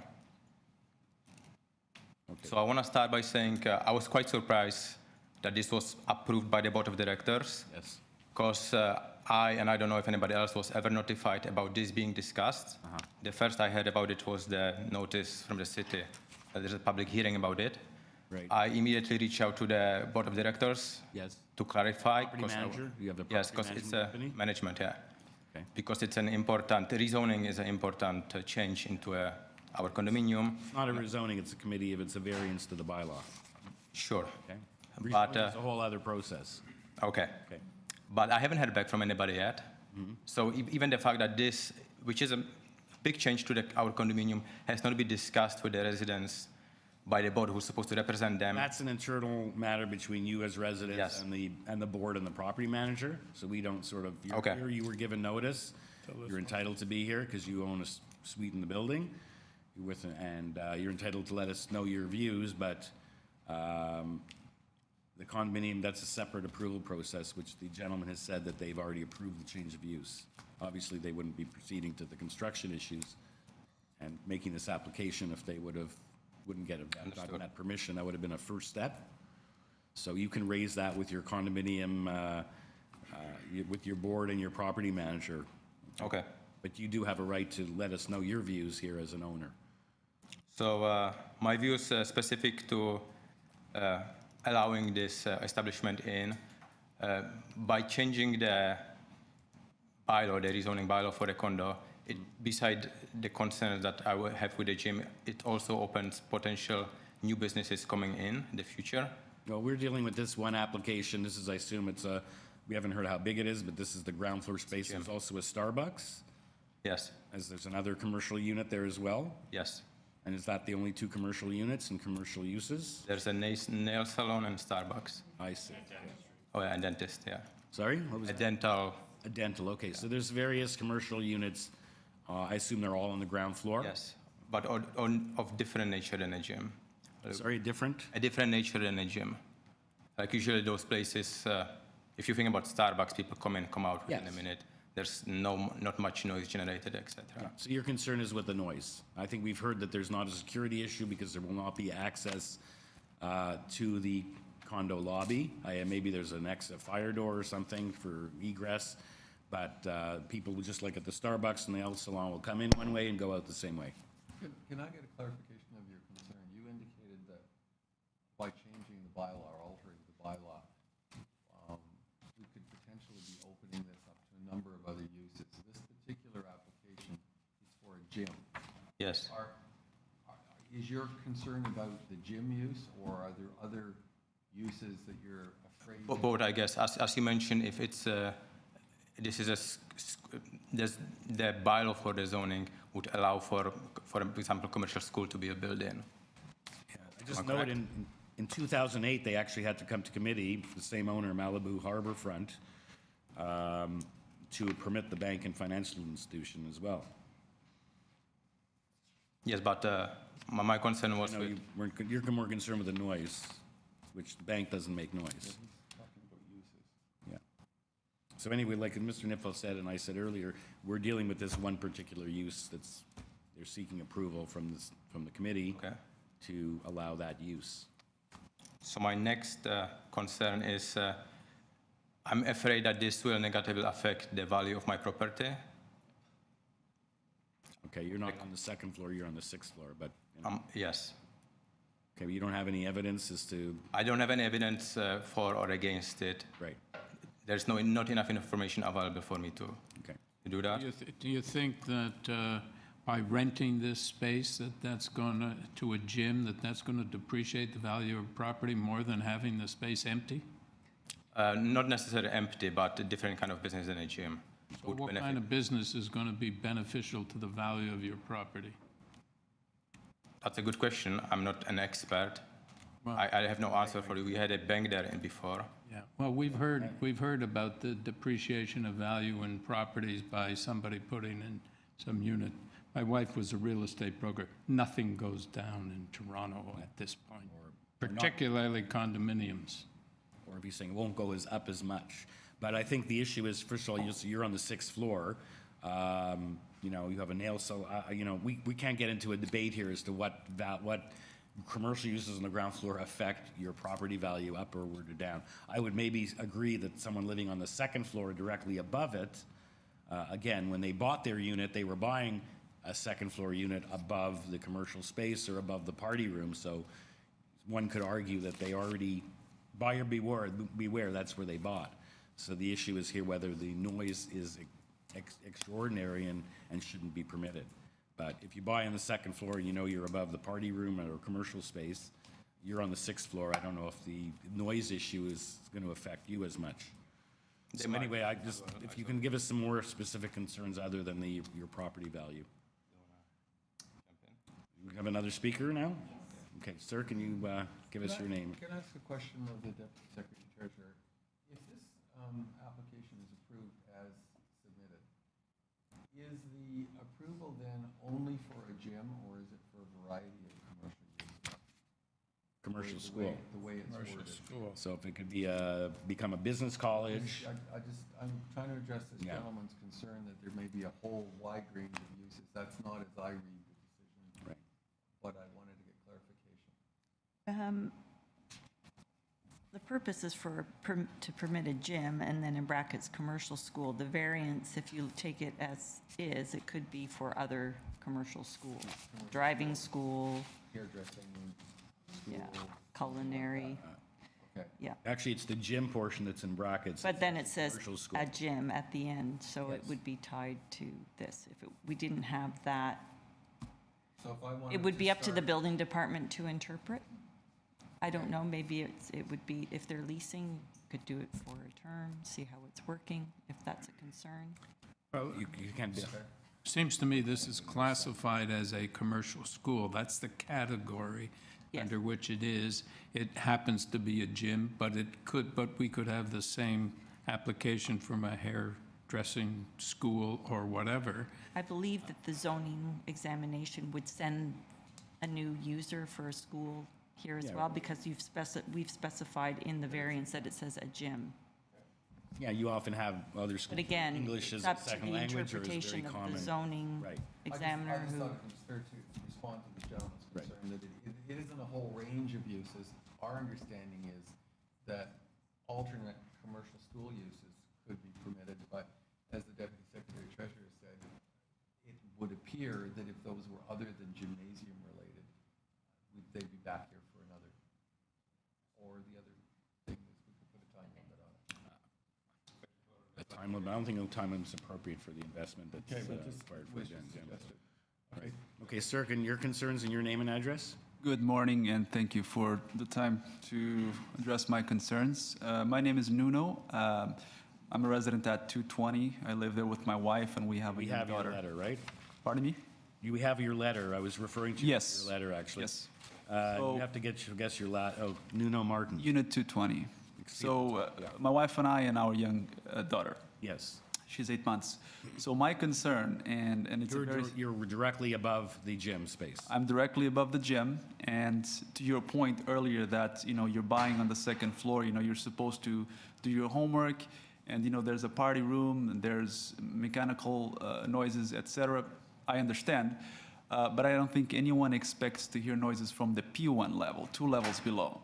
So, and this wasn't actually apparent when we bought the unit. It was very quiet, and so there's a mechanical room at the base of the P1 entrance, and we hear noises from that. So the pipes reverberate through the walls and creates a low humming sound, which I sleep with. That's not before us, right? Exactly.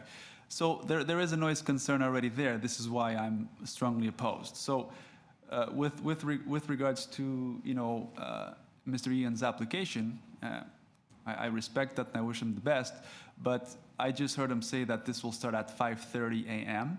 and will end at 9, various classes. Now, I'm aware that these types of gyms, boutique gyms, as they're called, I think, they're really high intensity workouts. It's not like a regular gym that you go and people, are free to, work at their own pace. No, they're led by an instructor, and what an instructor wants to do is they want to pump you up so that you can get a maximum workout. So therefore, being right above the proposed gym, I'm very concerned because I already know that there's noises coming in through the walls from various places. And adjacent neighbors, we have, people in condos, even if you're on the 10th floor, someone on the 11th floor is walking with their shoes on, or, that's part of community living. No, I understand that, and Your concern is this is extraordinary, it's going to start at 5:45 in the morning. Yeah. It's music, it's the bass, which I don't even it's know the whatever bass. they could do to eliminate the bass. It's very hard to get. And I have a baby Question of sleeping how there. loud the music is played. Exactly. So I have no doubt that they will be able to minimize the noise, but they will not be able to minimize humming sounds that will be ever, constantly there. You won't be able to distinctively you know. already have that from the P1 level. Exactly. And other So mechanical in the building. I don't believe that there's any level of soundproofing that they can add here that will actually eliminate it. So my concern is once it's all said and done and we're living with it, then what do I do then? Yeah, I don't think they're alleging that you're going to be able to eliminate it. You can't, like they say, whether it's the party room or the mechanical down on the P1 level, I don't think they're saying that they're going to make some efforts to muffle it or to reduce the noise. And I guess there's code requirements for that as well. Yeah. But I hear your concerns. Yeah. As opposed to the gentleman that spoke who's on the 6th floor, you're the guy who's more directly impacted by that? I'm quite okay, you know, if my neighbor above me is making noise. I understand condo living. I came from a detached house, you know, in a very nice neighborhood in Guildwood to Toronto because I wanted to live in the city. I understand that there is an inherent noise that comes with it. I hear the streetcars outside, but I'm prepared to accept that because that's external noise. Right. Now, internally is a different story. If it is a noise that comes and goes, that I can expect an end to it, it's great. But if it's a noise that's always there, which I believe, you know, because of the ongoing classes that start at 5:30 a.m., it's a little bit early. Like, my baby's still sleeping. She sleeps until, you know, 8, 9, and goes to bed at 7:30 p.m. So what am I going to do? Take the baby to another room, maybe move? So that is my concern. That's my concern. And I'll just speak to my colleagues' other concerns, which is parking. You know, I know this is not, you know, for Ian to worry about. It's more of a building issue, but there will be parking. There's no parking in the area, and people will be using our parking spots. Again, there's nothing in the variance about parking. Sure. There's no deficiency of parking. I don't know if they're entitled under the condominium to use the visitor parking. If there is there visitor parking in this building? And whether the commercial people, whether they're visiting a bank or a Starbucks, are entitled to use the visitor parking, if any. I don't know if there is visitor parking. Is there visitor parking? There is visitor parking, and we know for a fact that people will tailgate and make use of this because this already happens. So her concerns are that, you know, people will do that and we'll have strangers in the building. The condominium declaration, are the visitors to the commercial units have separate parking or the? Nope, there are no visitors parkings for commercial units. It's all residential. It's all residential. It's all residential. Okay. But they can't, how are they going to access it if it's? Well, they will just wait until the garage door opens and they'll follow people You have in. the same argument whether it's a bank or some other use. True. Right? I just think that, you know, with a gym, you know, I don't know, and I don't even know what the basis argument on, but it might be more likely that, you know, you have a bag, you're carrying stuff with you, you might want to park somewhere as opposed to the bank where you're not carrying any equipment. So you see, and we're also unable to, because of the enforcement issue, who's going to enforce it? If we were to say, let's say, okay, no music, no amplified sound before 9 o'clock and after 7 o'clock, there's no way to enforce that. The city does not have a mechanism to do that. So that was something I sort of, you could think would maybe be, since it's so early in the morning, that before a certain time and after a certain time at night, that there should be no music. But that's an issue, that's a problem as well. So parking, you know, any other issues? We're worried about increased cost of security for the building. So therefore, you know, higher maintenance fees for us. Again, you have to deal with your condo board on that. Okay. Like he said, there is no access into the residential component of the building. Okay. And again, you know, so the noise concern is a major concern. Okay, thank you, Mr. Martins. Thank you. Okay, applicant, can you please come forward and you have 5 minutes to respond to the issues that have been raised by the neighbors. Yes, thank you, and thank you everyone for coming today, and I totally understand your concerns, and I appreciate your feedback. In terms of the high-level comments that were made, I won't go over every single detail, but the main ones that stuck out to me, it's noise. So noise in terms of what we're trying to mitigate the noise levels from our unit. Now, we can't speak to the existing construction of the building. That's, right, with all due respect, not our responsibility. Had the condo been built deficient, or maybe the party room doesn't even have the sound attenuation blankets above the ceiling. If you're experiencing noise concerns from there, I would really doubt that there is, because the actual concrete slab itself gives you an STC rating of 58. 50's code, 58 is probably what's there right now, or higher. So in terms of the noise, you know, we've gone over and above blanketing the whole ceiling, not just our third workout space, but the entire ceiling with additional sound acoustic measures, in addition to isolators that are connected to your existing concrete slab, which is above. Sir, please direct your comments to the committee, not. Oh, sorry, which is above the above the neighboring. And that deals with noise, and also what about vibration and bass sound? So vibration, again, I mentioned it before, we are installing vibration control measures on every single device. So that is going to further mitigate the noise and vibration going through the walls. Now, in terms I'm talking about the vibration from the music, from the bass sound. Correct. I'm also, how loud, you know, you really, as the neighbor said, Mr. Martins, you know, you go to a gym, they like to really pump up the music to get people, you know, keep them going. It's not music played at a low level. It's sort of, I listen to music in my car, really cranked up. Right, which is hence why we've got these, like, we've got an STC of 80 on the ceiling itself, and we've got a vibration controls and in the walls behind the corridor. So it's, we've done a very good job at mitigating the sound. The existing noises from pipes and so forth, again, if, you know, you're dealing with existing noises, we can't help that. Parking, I really find it hard to believe that people can tailgate through a parking garage. The door's got to hit them or the gate's got to hit them. And that would happen at any condo building in the entire city of Toronto. Yeah, every condo building has usually retail on the ground floor, whether they like it or not. The city usually imposes that. Exactly. So the question is that the parking is not for the commercial units, if the commercial units maybe owns their own private spots, but if in the declaration that they're not permitted for the visitors, and it's up to the condominium board to impose gates and whatever measures to ensure that people who aren't parking there, aren't permitted to park there, aren't parking there. Right. So I think the main issue is the vibration and the noise. Right. I was going to jump in on that too, Michael. I know you mentioned the vibration piece with the music. So we do play music throughout the classes, but in addition to the sound proofing that we're doing, we also asked the AV company. It's a new device essentially that isolates the vibration, and it electronically takes it out of the music and funnels it down opposed to funneling it up. So that device is supposed to mitigate the vibration that comes along with music. Okay, thank you.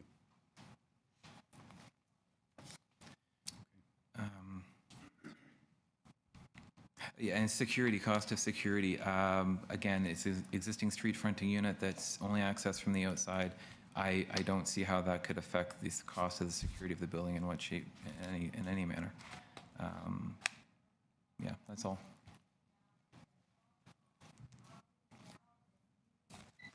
Okay. Committee members, do you have any questions for the applicant and, for that matter, for the neighbors before we take the matter into committee? No. Okay. Thank you. Okay. Thank you. Mr. Chairman, in a previous application this morning, the issue of noise was raised. I wanted to place a condition or a note in the minutes that indicated that noise attenuating measures would be provided to offset a concern that an adjacent owner had about noise penetrating through the wall, and we were advised that we could not do that. There was no way of ensuring that those noise attenuation measures would be, in fact, enforced. I raise that because that's a big issue here. I have no question that the applicant has every intention of trying to provide noise attenuating measures, but we've no way of guaranteeing that. And we've no way of guaranteeing that this applicant will be the subsequent owner of the site. And therefore, I don't believe that we can have assurance that noise attenuation will take place, which raises the issue of commercial school gym. I personally would think that a gymnasium itself would possibly pose a minor noise problem, but given that this is a class-based gymnasium, the noise, I think, will be rather extensive. I attend a gym that has classes, and I can tell you not only is it the noise, not only is it the equipment, it's the leaders of the classes who are yelling at the top of their lungs at all times for you to go harder, go stronger. So having said that, notwithstanding the intentions of the applicant, I don't believe that transferring or approving this variance and allowing a commercial school, in this case a gym, makes sense here. I think it does impose a hardship on the existing condominium owners above and around the particular piece of this building. And on that basis, Mr. Chairman, I am not prepared to support this application. And in fact, I bring forward a motion of non-approval. Okay, before we do, I just want to have one follow-up question, which I don't think came at how the class size, how many people, how big is this space? How big is the gym?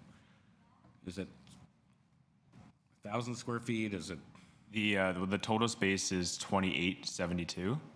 The maximum that can, and that's including the lobby and everything as well. The maximum members in a class is 24 people, and that's at absolute capacity. Okay, thank you. Okay, thank you for that motion, Mr. Nipfel. I just want to ask the question with respect to the soundproofing. There's building bylaws with respect to the soundproofing. You have to meet a certain standard? Yes. Yes, so the code minimum by building code is STC 50. So the higher the number, the better the sound attenuation or sound mitigation measures. And I understood that you were exceeding the... Over exceeding, actually. It's quite... I was actually surprised when our engineer came back and he said it was an 80. We've, again, gone way over and above to isolate the sound, and in addition to the back quarter wall, which goes onto a quarter, but we've, again, mitigated the sound there, in addition to the vibration control measures that Ian mentioned that's going into these units. So will there be noise? Absolutely. But have we mitigated it to a point where it shouldn't cause any more disturbance than a Starbucks beside us? Yes, I believe, in my opinion, it did. You've got thousands of people going into Starbucks a day. They've got music playing. They've got people talking loud. You know, when I go into Starbucks, I can hardly hear myself think. So, you know, to me, we've gone over and above to provide these sound control measures. It's, in my opinion, a desired use for the streetscape, and it would fit and blend quite nicely in there. Thank you. Thank you. I can't support the motion. Okay.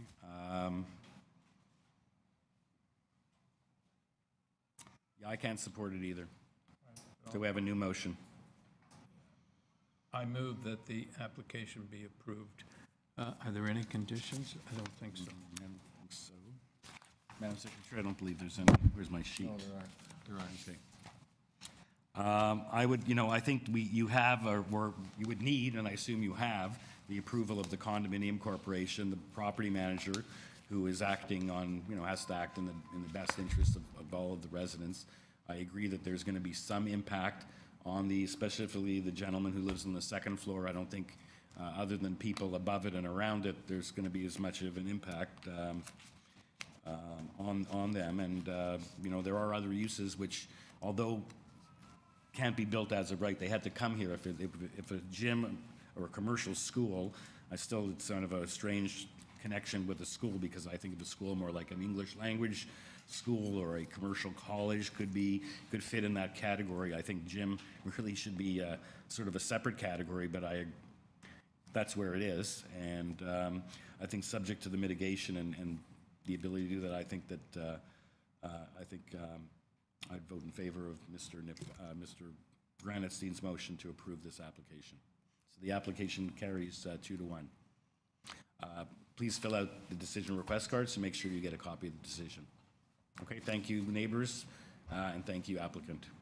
Okay, and hopefully you can, you know, sounds like they're trying to be a responsible school, and hopefully they'll take measures to ensure that there's impact for everything, whether it's a coffee shop or whatever, that those impacts are minimized as much as possible. Okay, thank you. Okay, thank you. We're finished. We can't ask any. You can ask staff or call staff tomorrow if you have any questions, but we can't have any further dialogue. Thank you.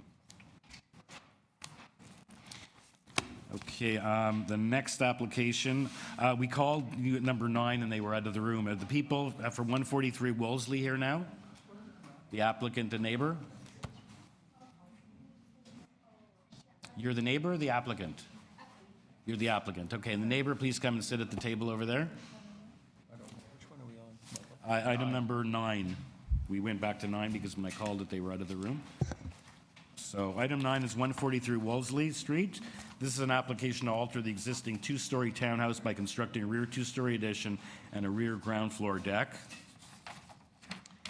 We have absolutely nothing on this application. We have no communication from neighbors, letters written in, or city staff with conditions, but we have a gentleman here in person. So good morning. Good morning. My name is Yu Jiahu, and I'm the agent for the application. I would like to defer this application.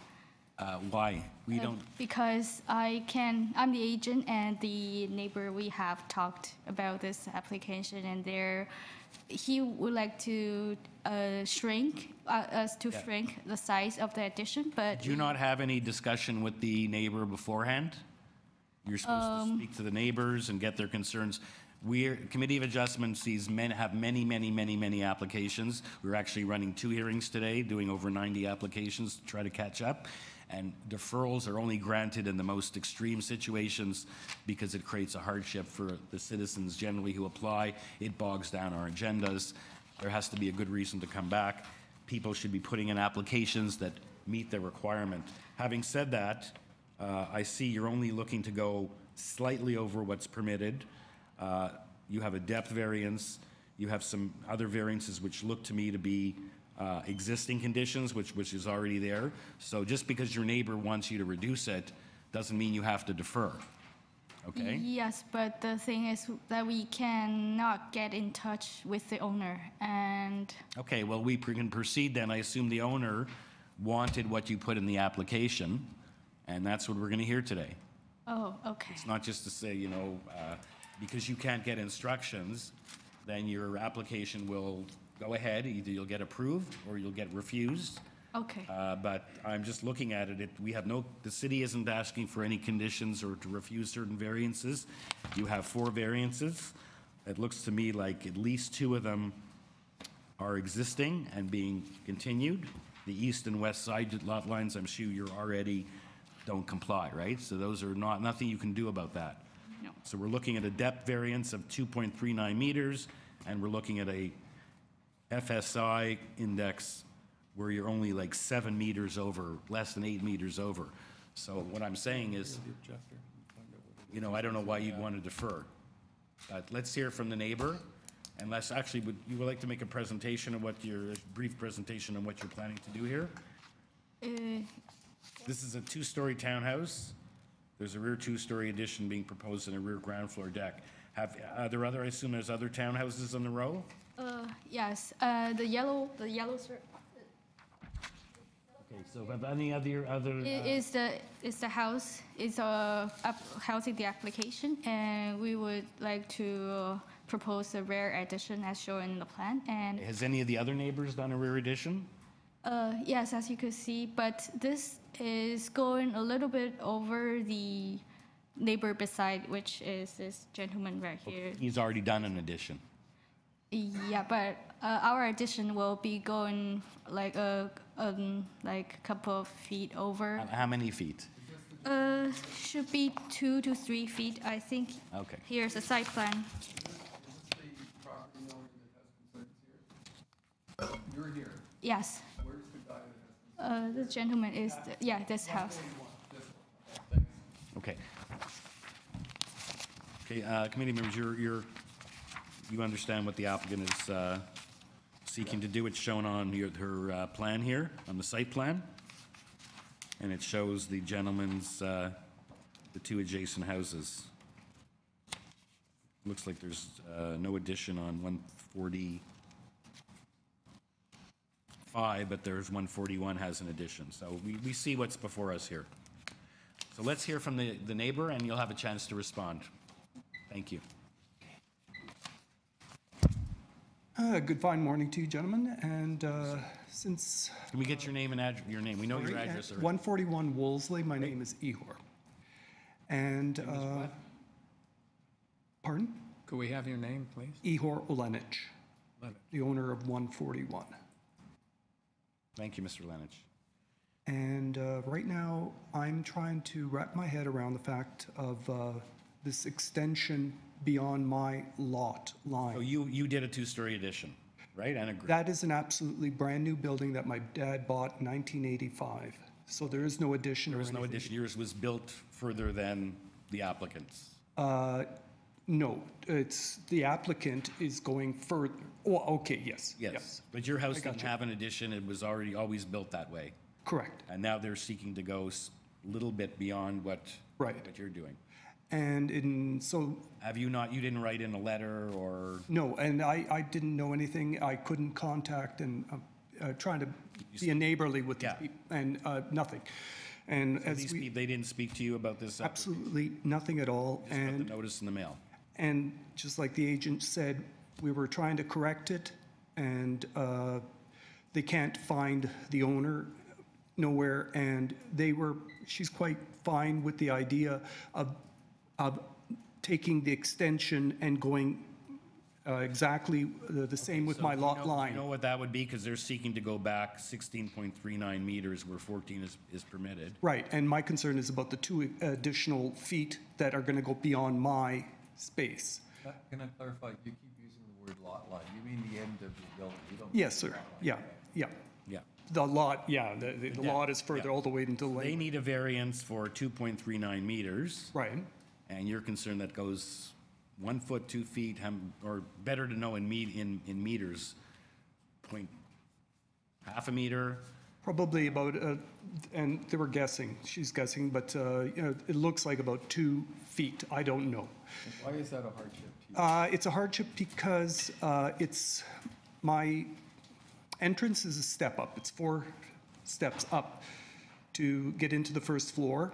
You mean at the rear, at the back? Yes, and adjacent to their wall is our patio door, my patio door. So that's where I'm getting my substantial amount of light. And where they would extend their wall, and I have also a tiny deck right there. So basically, I'm going to be staring at a point-blank wall, and it's going to ruin the visual of the whole entire backyard system. The house originally was built, like I said, in '86, and it was a vacant lot, and the builder took the building and went in unified with the place of 137. So basically, I'm trying to ask is that our building wasn't extended, and if you look at all the other older buildings, they're basically along the same type of line. Right. So this is the only one that extends further out? Well, within reason. It seems within reason, but I mean, a couple of houses down this summer, somebody built out another virtual 3 meters beyond, say, where my house ends, and went into the backyard, sacrificing our yards, our tiny yards. And I assume they had to get a variance for that as well. Yeah, but I didn't hear anything about it because the carpenters and that said to me that there was a basement, so obviously it didn't have to be changed or something. But can I clarify, is your house a townhouse? no, it's a detached. Okay, do you know how deep it is? Do you know what the depth is of your house? No, not right here. I mean, I got the paperwork, but So does your house, is the front of your house consistent with yes, 143? yes. It's just going back a couple extra feet. We're not sure of exactly how far. We've heard the agent sounds like she may be amenable, but she has to get instructions and Correct. can't reach her, Yep. her clients who are the owners of the property. The reason I was asking the question is we have 4 variance requests before us. Right. The only one that pertains to the issue that has you concerned is variance number 3. And the request here is to increase the depth of the townhouse by 2.39 meters. Correct. Oh, no, we don't know how long. That's what's permitted. 14, we don't know if it's currently 14 or 13. The request is to change the bylaw to allow an increase of 2.39 meters. Yes, over what's permitted, right? But not over what's there. We don't know what's there. I didn't say what's there. I said what was permitted. Okay. So the point, I'm trying to, I'm afraid I'm not seeing your hardship. And I don't see that this is a very large variance. I can understand it would be helpful if the owner could be contacted and we could make a change here, but I think our hands are tied here. So I'm the one that, in one sense, it's you're deciding that my sight lines, my sunshine when the sun sets on the west side, and also, if I may, historically speaking, I grew up in row housing at Queen and Bathurst and everything else. So light is my primary concern. very much. I retired because of medical injuries. And that patio door, that is my favorite chair, etc. That's the kitchen. And I'm going to be now watching a wall that's going to extend A 2 feet wall, or we've said, not a 6 foot wall, or No, but I'd say 2 feet this way, but then it goes 2 stories up, right? And because I'm 4 steps up, basically, I'm going to be seeing this wall like this. If the house and the entrance was on the ground floor, then it would be a different, But because I've got this tiny deck and everything else, everything works, and that's my retirement home. Your walkout is raised onto a deck, so they're going to have a deck too? No, because they're obviously working off the ground floor. I see, but yours is... Yes, I am. 4 steps up. Kitchen, let's say, or... Yeah, right. And then you go right down the 4 steps. Yeah, into the backyard. And then there's the garage. But everything, again, because of these buildings, and they're ancient too, is that, they're tiny backyards, there's this, little bit of gardening and everything else that goes on. That's like sanctuary. And why are we butchering these backyards in the fact of building extended houses to the pleasure of architects and everybody else, where, there are people in that neighborhood, that like myself, I've retired and I'm not going anywhere and I'd like to live in peace, I'm still having trouble trying to figure out how much is extending out. From my building edge. It's not your role to figure that out. Yes, You're not thanks. making the proposal. You're responding to the proposal. The applicant should be able to tell us how far beyond your back wall her proposed building will go. I haven't had that information. Can somebody tell me what that is? Because your concern is, I don't disagree, sunlight and... You want to put those are something all on the valid overhead? things. I'm trying to figure out how big a problem it is. Yeah. And it's not, to clarify, it's not your role to give us that information. You're responding to a proposal that needs to be made clear to us. I'm losing a bit of sleep on this stuff too.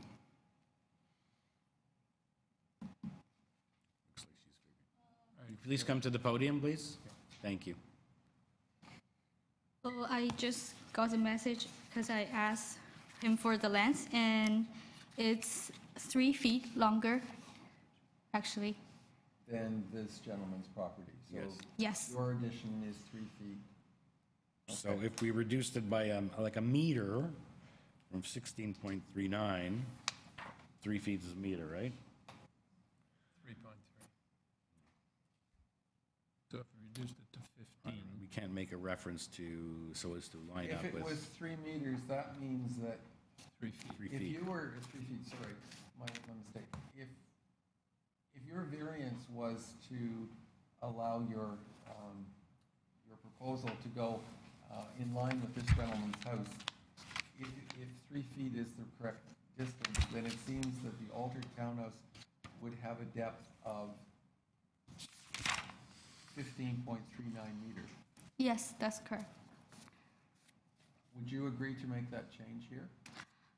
Well, How does it affect would your say use of that- the, I see you have a master bathroom on the 2nd floor, and you have a new kitchen, dining and living room in that area, right? So it still makes your plan to take, if you took a meter off, would your plan still be usable? So your master bathroom is, Would it change other things? Yeah. that's right, it's going to change the GFA, but... well, I would want to agree, but I just can't because I just can't contact with the owner about the new decision. 8.3 by 8.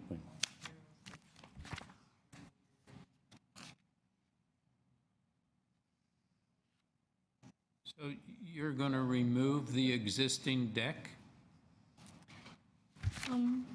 Yes, that's correct. So is the deck on the main floor? Yes. It's actually a back there. Yeah, we're going to remove the deck and replace. I take it that that it doesn't go up beyond the main floor. Does it have any walls between your client's property and the neighbor's property? Which part? It's going to the second floor, the addition. So it's going all the way up from the. No, I understand that. I want to know what's existing now with respect to the deck. The existing. Do you have a picture of the back rear of the house? It's just the backyard. That deck is all sitting on soil. Oh, so it's not attached to the house? No. Oh, okay. So it's going to be a new deck, right? I think if we could go to 15.39 here, the point is I need to. Yeah, I know, exactly, I agree.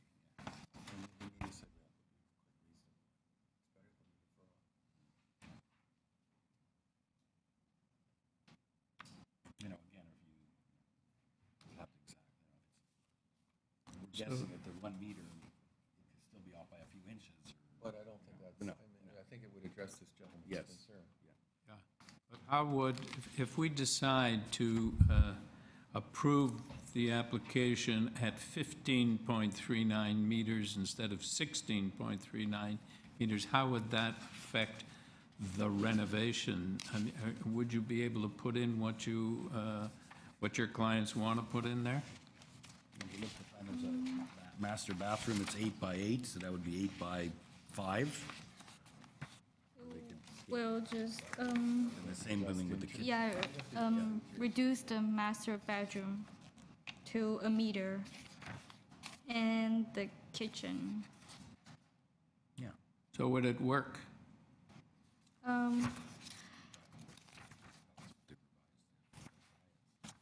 I think for the bedroom, it would be a bit small for a master bedroom. Bathroom. Looks like it's the master bathroom. But I don't think that we should be trying to Yes. redesign your floor plan. It isn't Yeah. necessary, it wouldn't necessarily mean just hacking off 3 feet from one room. You'd have to reconsider your layout. I understand you can't get instruction. I'm inclined to respond to this gentleman's concern. I wanted to know how serious it was. Nobody gave me dimensions. Now that I have dimensions, it seems to me a reasonable alternative is to approve this with the depth of the townhouse being 15.39 meters. But I can't do that if I don't know what the FSI would be, because it would no longer be 1.06. Yeah, but I think in fairness, the owner needs to have given you more authority when you come to the committee, or given you more background. okay, so But could you calculate for us what the revised FSI would be by taking a meter off okay, the length of your I'll ground do the floor? And we can calculation. do the other application while you sit and try to figure that out. Okay. Okay, so we'll stand down so we can try to figure out how we can accomplish this by revising variance number 4 to be consistent. But So what we're going to do is we're going to hear the last application. In the meantime, the agent will try to calculate that. Yeah. No, not necessarily. Oh, yes. Okay. All right, my concern, Mr. Chairman, if we lop off a meter, is the plan inside. This is not a new house. There may be existing rooms, et cetera, that they did not intend to change and maybe can't change. So I think holus bolus, just lopping off a meter off the plan, even if we know what the floor space index would be, is not necessarily going to be helpful to the applicant. I'm not an architect. There's a master bath instead of being 8.3 by 8.10. But if you take off 3 feet. 3 feet, it's 5 by 8. I share Mr. Grandstein's concern. I wouldn't want to be proposing Redesigning, a okay. redesigned floor plan here. Okay. All I'm saying is there was some suggestion by the agent that she was sympathetic to this gentleman's concern that the backs of the houses be lined up. Yeah. I'm looking for a way of doing that, but I'm not looking at a redesigned floor plan. That's not our role. And with all due respect to the applicant, she did the neighbor did not bring forward any opposition or letter or anything else prior to today, so the fact that her clients are unavailable is not her fault. Yeah, I think, notwithstanding the gentleman's concern that he's going to be unduly affected by the fact that it goes 3 feet deeper, I think looking at it, when we reviewed it, it looks like it's a very minor application. It's only about 0.6 over times coverage. It's a rather modest depth variance, which I think there's others that give precedence. So, although we've spent a lot of time on this to try to play with the numbers, but if you came to make a decision, I think the equities favor the applicant and not the neighbor. If it came down to an acceptance of what's before us or a refusal of what's before us, I would be inclined to support the application. I would too. So Yeah. I would too, but she did ask for a deferral initially because she couldn't get instructions. So my dilemma is between a deferral or approving. Yeah. And we've now spent 20 minutes on this to do a deferral. Yeah, I think it's not appropriate for a deferral, given our, yes, right. And I think I think we're all inclined to approve it then on that basis. Mr. Chairman, You want to come back to the podium, ma'am? Get your name.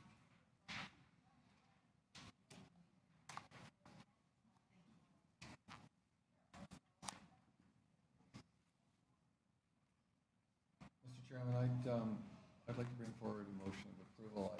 I don't support deferring this. I can't see another alternative that I think is reasonable. I don't think denying the application is reasonable because it is an extremely minor request, and therefore I'm going to move approval of the application as submitted. I'm prepared to second the motion, but I would say to the applicant, when you do speak to your clients, tell them that just because we approved it doesn't mean they can't continue their conversation with the neighbor in case they are inclined to and can make the change. But in the meantime, I'm seconding the motion to approve. Okay. All in favor? The application is approved. Thank you. Make sure you fill out one of the white decision request cards, Mr. Lenich, so you make sure you get a copy of the decision. Thank you. And you do have right of appeal. Okay, so we now understand that the applicant for item number 2 is here. That was an unopposed, so we'll do that, and then we'll come back and do the last contested item, which I believe is item number 1239, Aldwych. Can we have a 2-minute break? Okay, you want Yes, to break? good morning. My name is Isaac Michaelov. I'm here on behalf of Sally and Mark Ziegler. Yes. First of all, I'd like to apologize for my being late this morning. So we have a minor variance here requesting an enclosure of a front yard existing porch. Yeah, I don't think we need a presentation from you. I don't. Yeah. Unless anyone else has questions, I'd like to move approval of the application. I think it's minor and in public good. There's no conditions. All in favor? That was pretty easy, Thank you right? very much, gentlemen. Okay, have a great day. Okay, before we do the last application on Aldwych, we're just going to take a 2-minute break. Yeah. What number is Aldwych? Number 12, I believe? Yes. That's our last item, right? Okay, so we'll just, you want a 2-minute break? Yeah. Go ahead.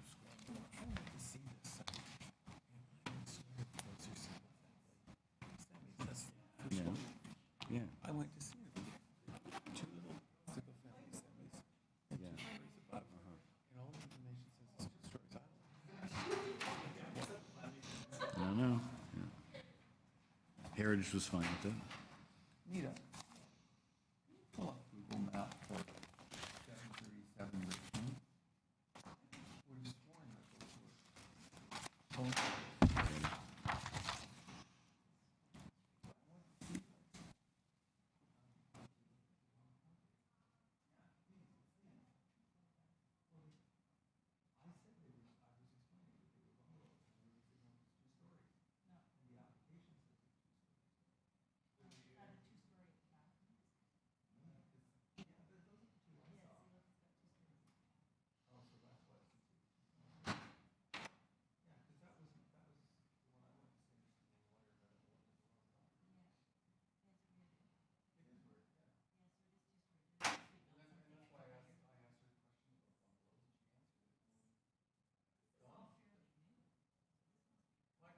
Yeah.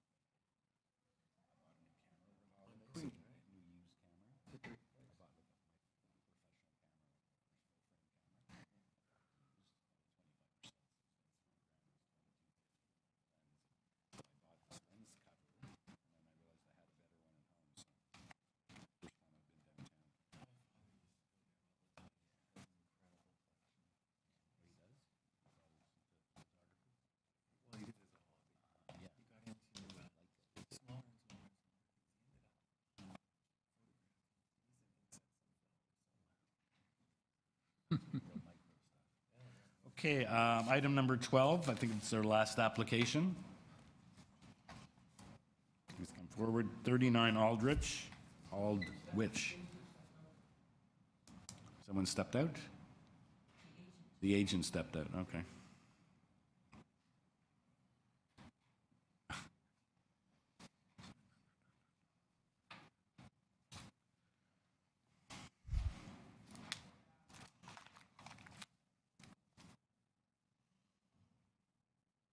The agent, yeah, I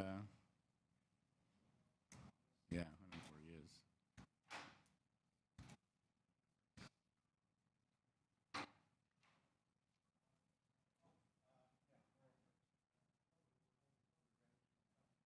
Oh, Carl. Oh, there's Carl.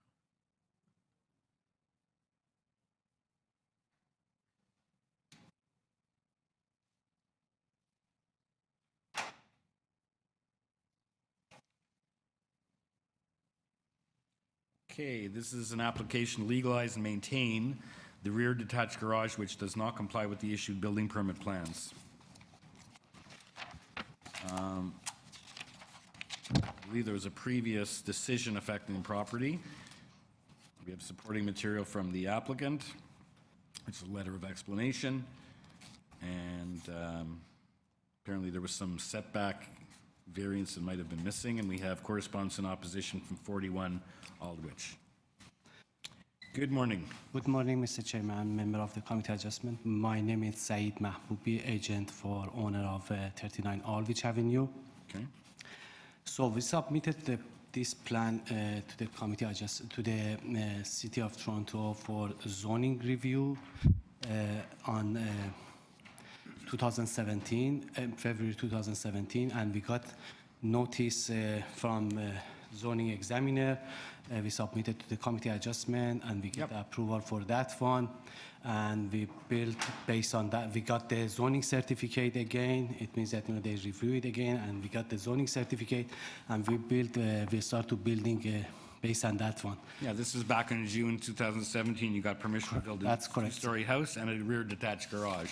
That's correct. And is the only reason we're here is that you were missing, there was the approval missed the setback, or you built beyond what was approved? No, they're missing, the zone, the variance number 1, chapter 10, 5, 60, 20, which is the setback from east side.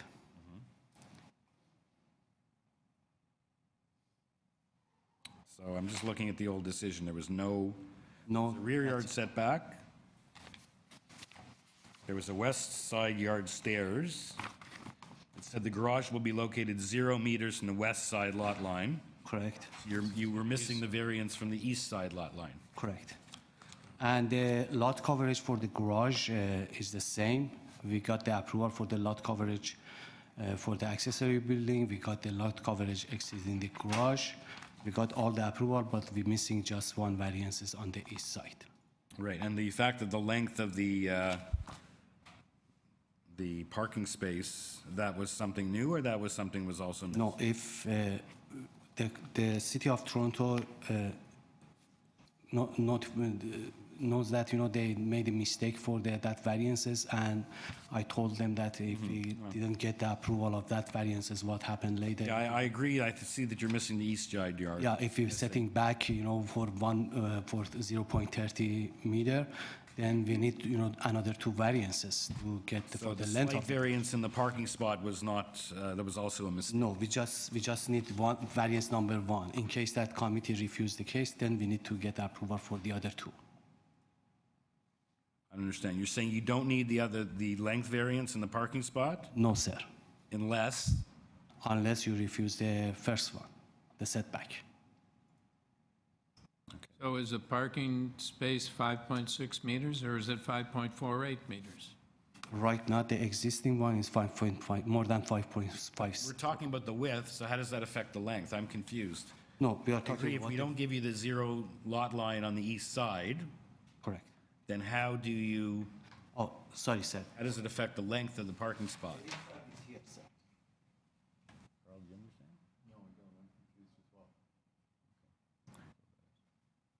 Because I appreciate they missed, when they were here last time in June to get approval for the house, they missed the east side setback for the parking. But I don't see why the length is affected. So if you get, Oh, I see. Okay, it's not a side. Okay, I understand. so your garage would be big enough to have 5.6 meters, is that right? Correct. If you get the east side Correct, sir. setback approved. That's correct. I see, okay. All right. Okay. So that wasn't a problem before because it was overlooked? Okay. And is this the garage that we had before us? Exactly the same, shown like this? I'm gonna show you. The garage was 2-car garage, and it's sitting, on their property. I'm gonna show you the existing plan.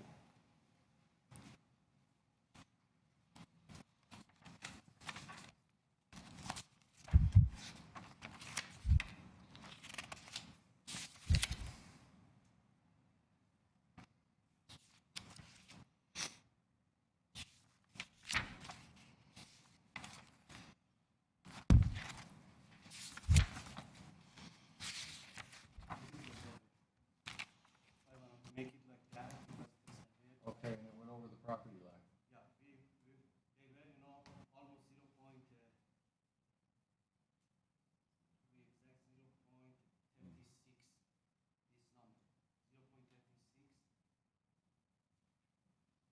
So that was the existing garage before you built the new house?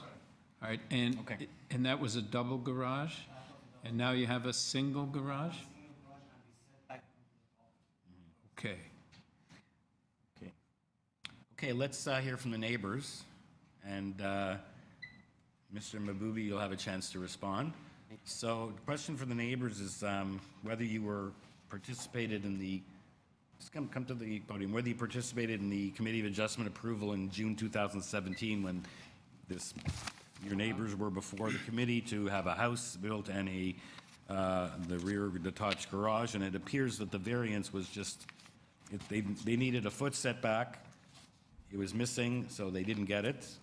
They got the 0 lot line on the other side, and presumably they would have, if before us, it would, I can't remember back to June 2017, but I assume that 1 foot, rather than leaving a space, would have been granted at the same time. So we're here to correct something that happened inadvertently. It was missed when they were here back in June 2017. So I'd like to hear if you participated back then, if you raised this objection, and if so, what's the impact and what's the against you? Hi, my name is Roman Alexi. This is my wife, Oksana. And we have your letter too. Okay, back at the notice of decision, section 5, number 4, it states, accessory buildings or structures are required to be set back 0.45 meters from all sides and rear lot lines. The garage will be located 0.0 meters from the west side lot line. Right. So at that time, we were okay with that. So let me just see where you are in relation, how that impacts you. Pardon? You're on the east They're side. the corner lot, and you're on the east side, right? Yes. So let's. So basically, what the clause is saying is from all side and rear lot lines, that basically means 0.45 meters from the east side lot line. Oh, how did the old garage relate to the east side line? It was, we have a shed in the rear, basically it was touching the shed. It was basically 18.34 meters over our lot line. Okay. It was encroaching onto your property. Yeah. So now, basically, and you said 0.45, but I'm looking at the variance and it's 0.3, so it's a foot. That's what's being requested. You know, no, the request Oh, is sorry, that's been changed, so. Zero. Yeah. 0.3, you said Correct. 0.45, so I didn't know where you got the 0.4. Yeah, It's 0.3. yes. Okay. So it's being a foot. Today- Now, if that today it's wasn't there, if 0.3, they yes. left the foot, how would that benefit you? And how, wouldn't that just be like a small space, unusable space for garbage to collect and animals to hide? Absolutely. So what is the hardship if they get the zero lot line today that they were missed and they probably would have gotten? I was one of the people approved that. I'm sure they would have gotten it back then. Yeah, well, the small You space. didn't come and object to the house and the whole thing in June 2017, right? You Yeah. were living there then, you didn't object to their application? No, I didn't object, because at that time, I was fine with the 0.45 meter setback on the east side.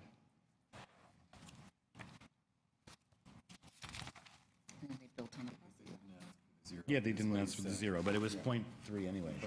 Today. But so the fact that they're now coming back, and how does that impact you, that extra foot?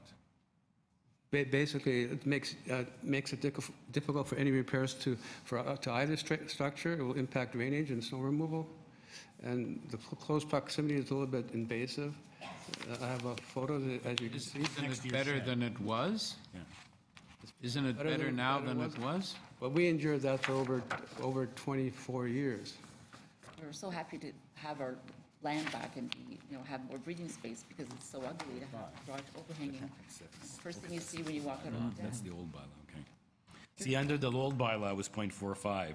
Yes. Looking back at the old one, so now it's 0.3. Now it's The issue is you have to show us, especially if it looks like it was an inadvertent thing that the plans examiner missed, or he would have gotten that approved back in June 2017. Yes. How that reasonably affects you rather than being.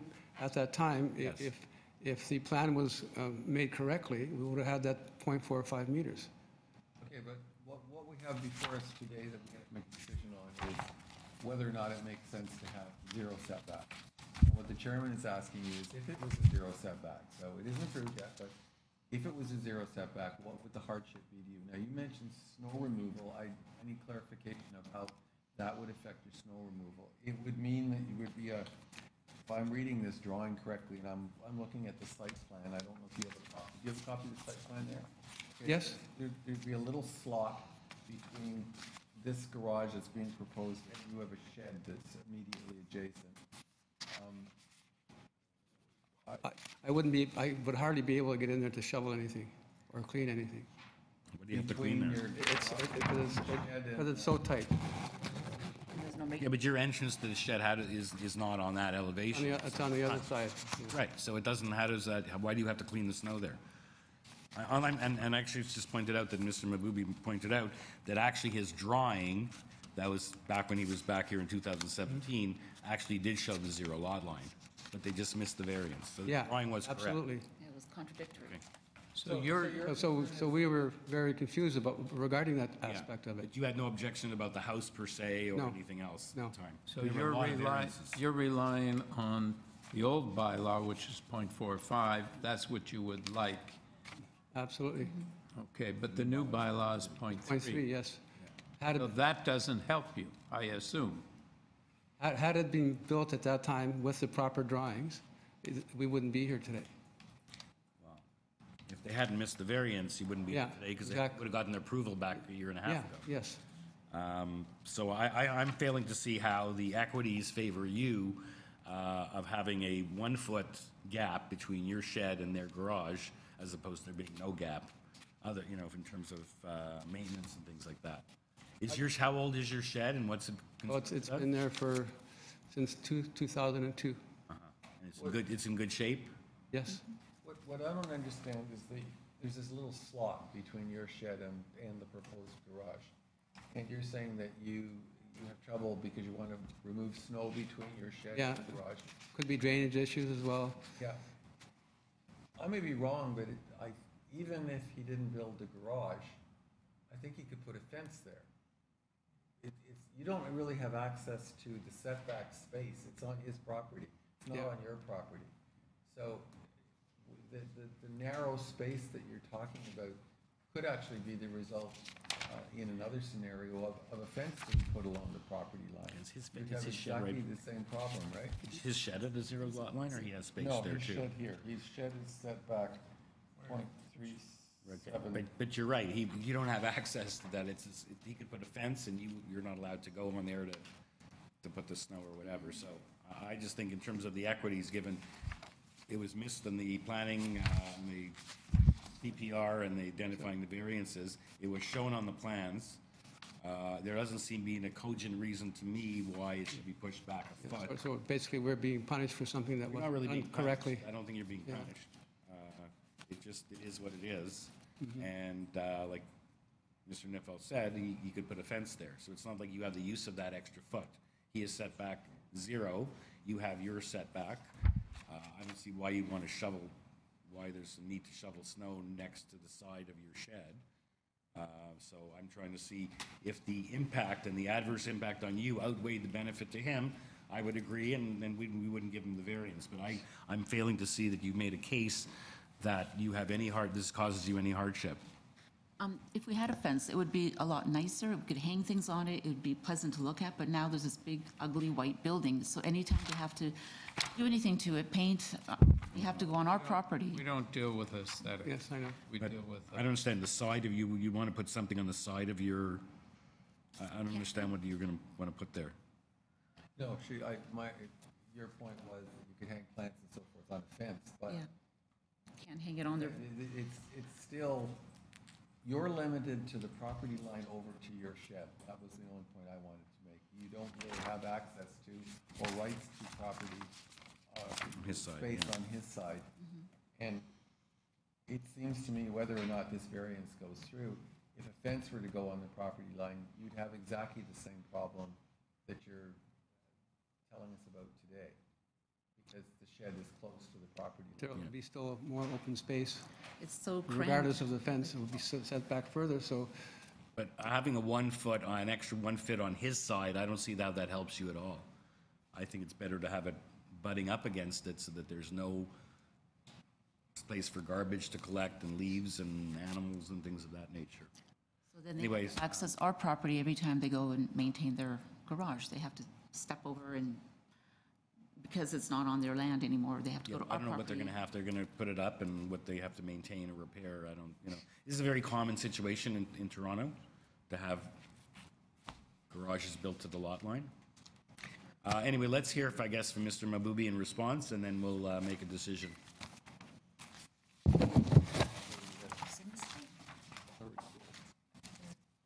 Yeah, okay. Okay, well, you should have showed us that a lot sooner, Mr. Mabubi. A picture's worth 1,000 words.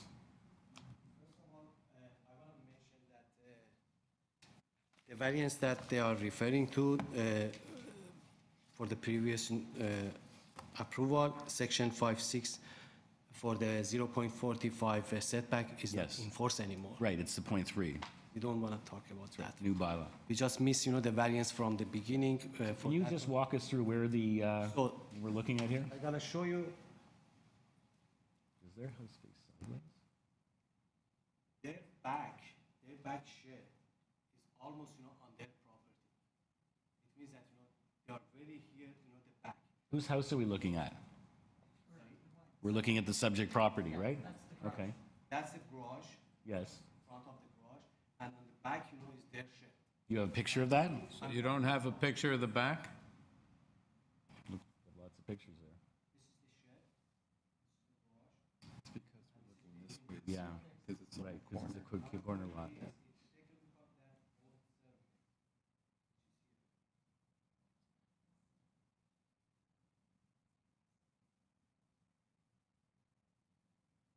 So they have some little space between the old garage and the shed. It means that, they built the shed close to the garage.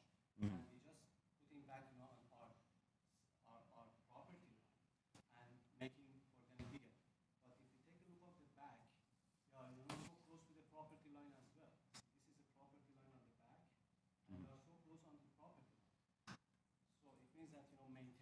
Yeah. Yeah, yeah, they're close to. Right. So was there a shed abutting your garage that was over the property line? Yeah. Can you go back to the pictures, please? Yeah. Okay, can we see the pictures again? You just showed in.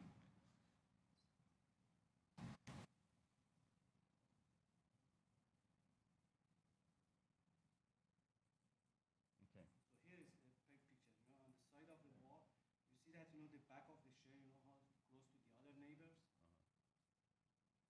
But here is the property. That point, is the property.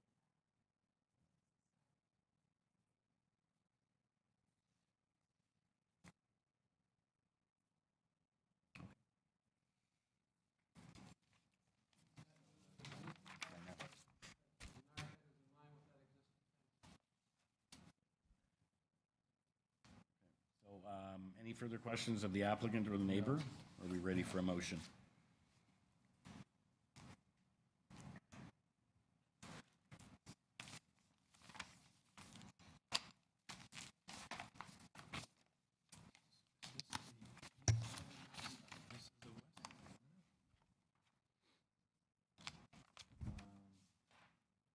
Is this the east side of your client's property or the west side? The east side? This is south side. This is south side. See, we stop the work. Yeah.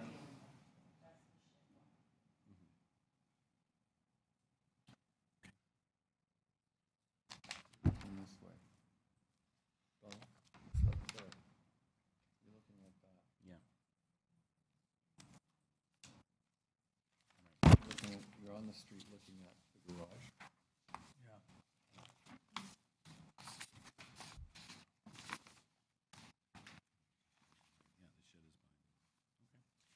Okay, any further questions, or someone ready to make a motion? Mr. Chairman, I'd like to move approval of the application. I don't see any real benefit in not approving this particular variances. By not approving the first one, there's a problem with the size of the parking spaces, and I frankly don't see the hardship in approving the setback from the east side lot line, so I'm prepared to move approval of the application as submitted. Okay. Second the motion. All in favor? You have your approval. Thank you. Thank you. Thank you, neighbors. And I guess we stand adjourned until 1:30.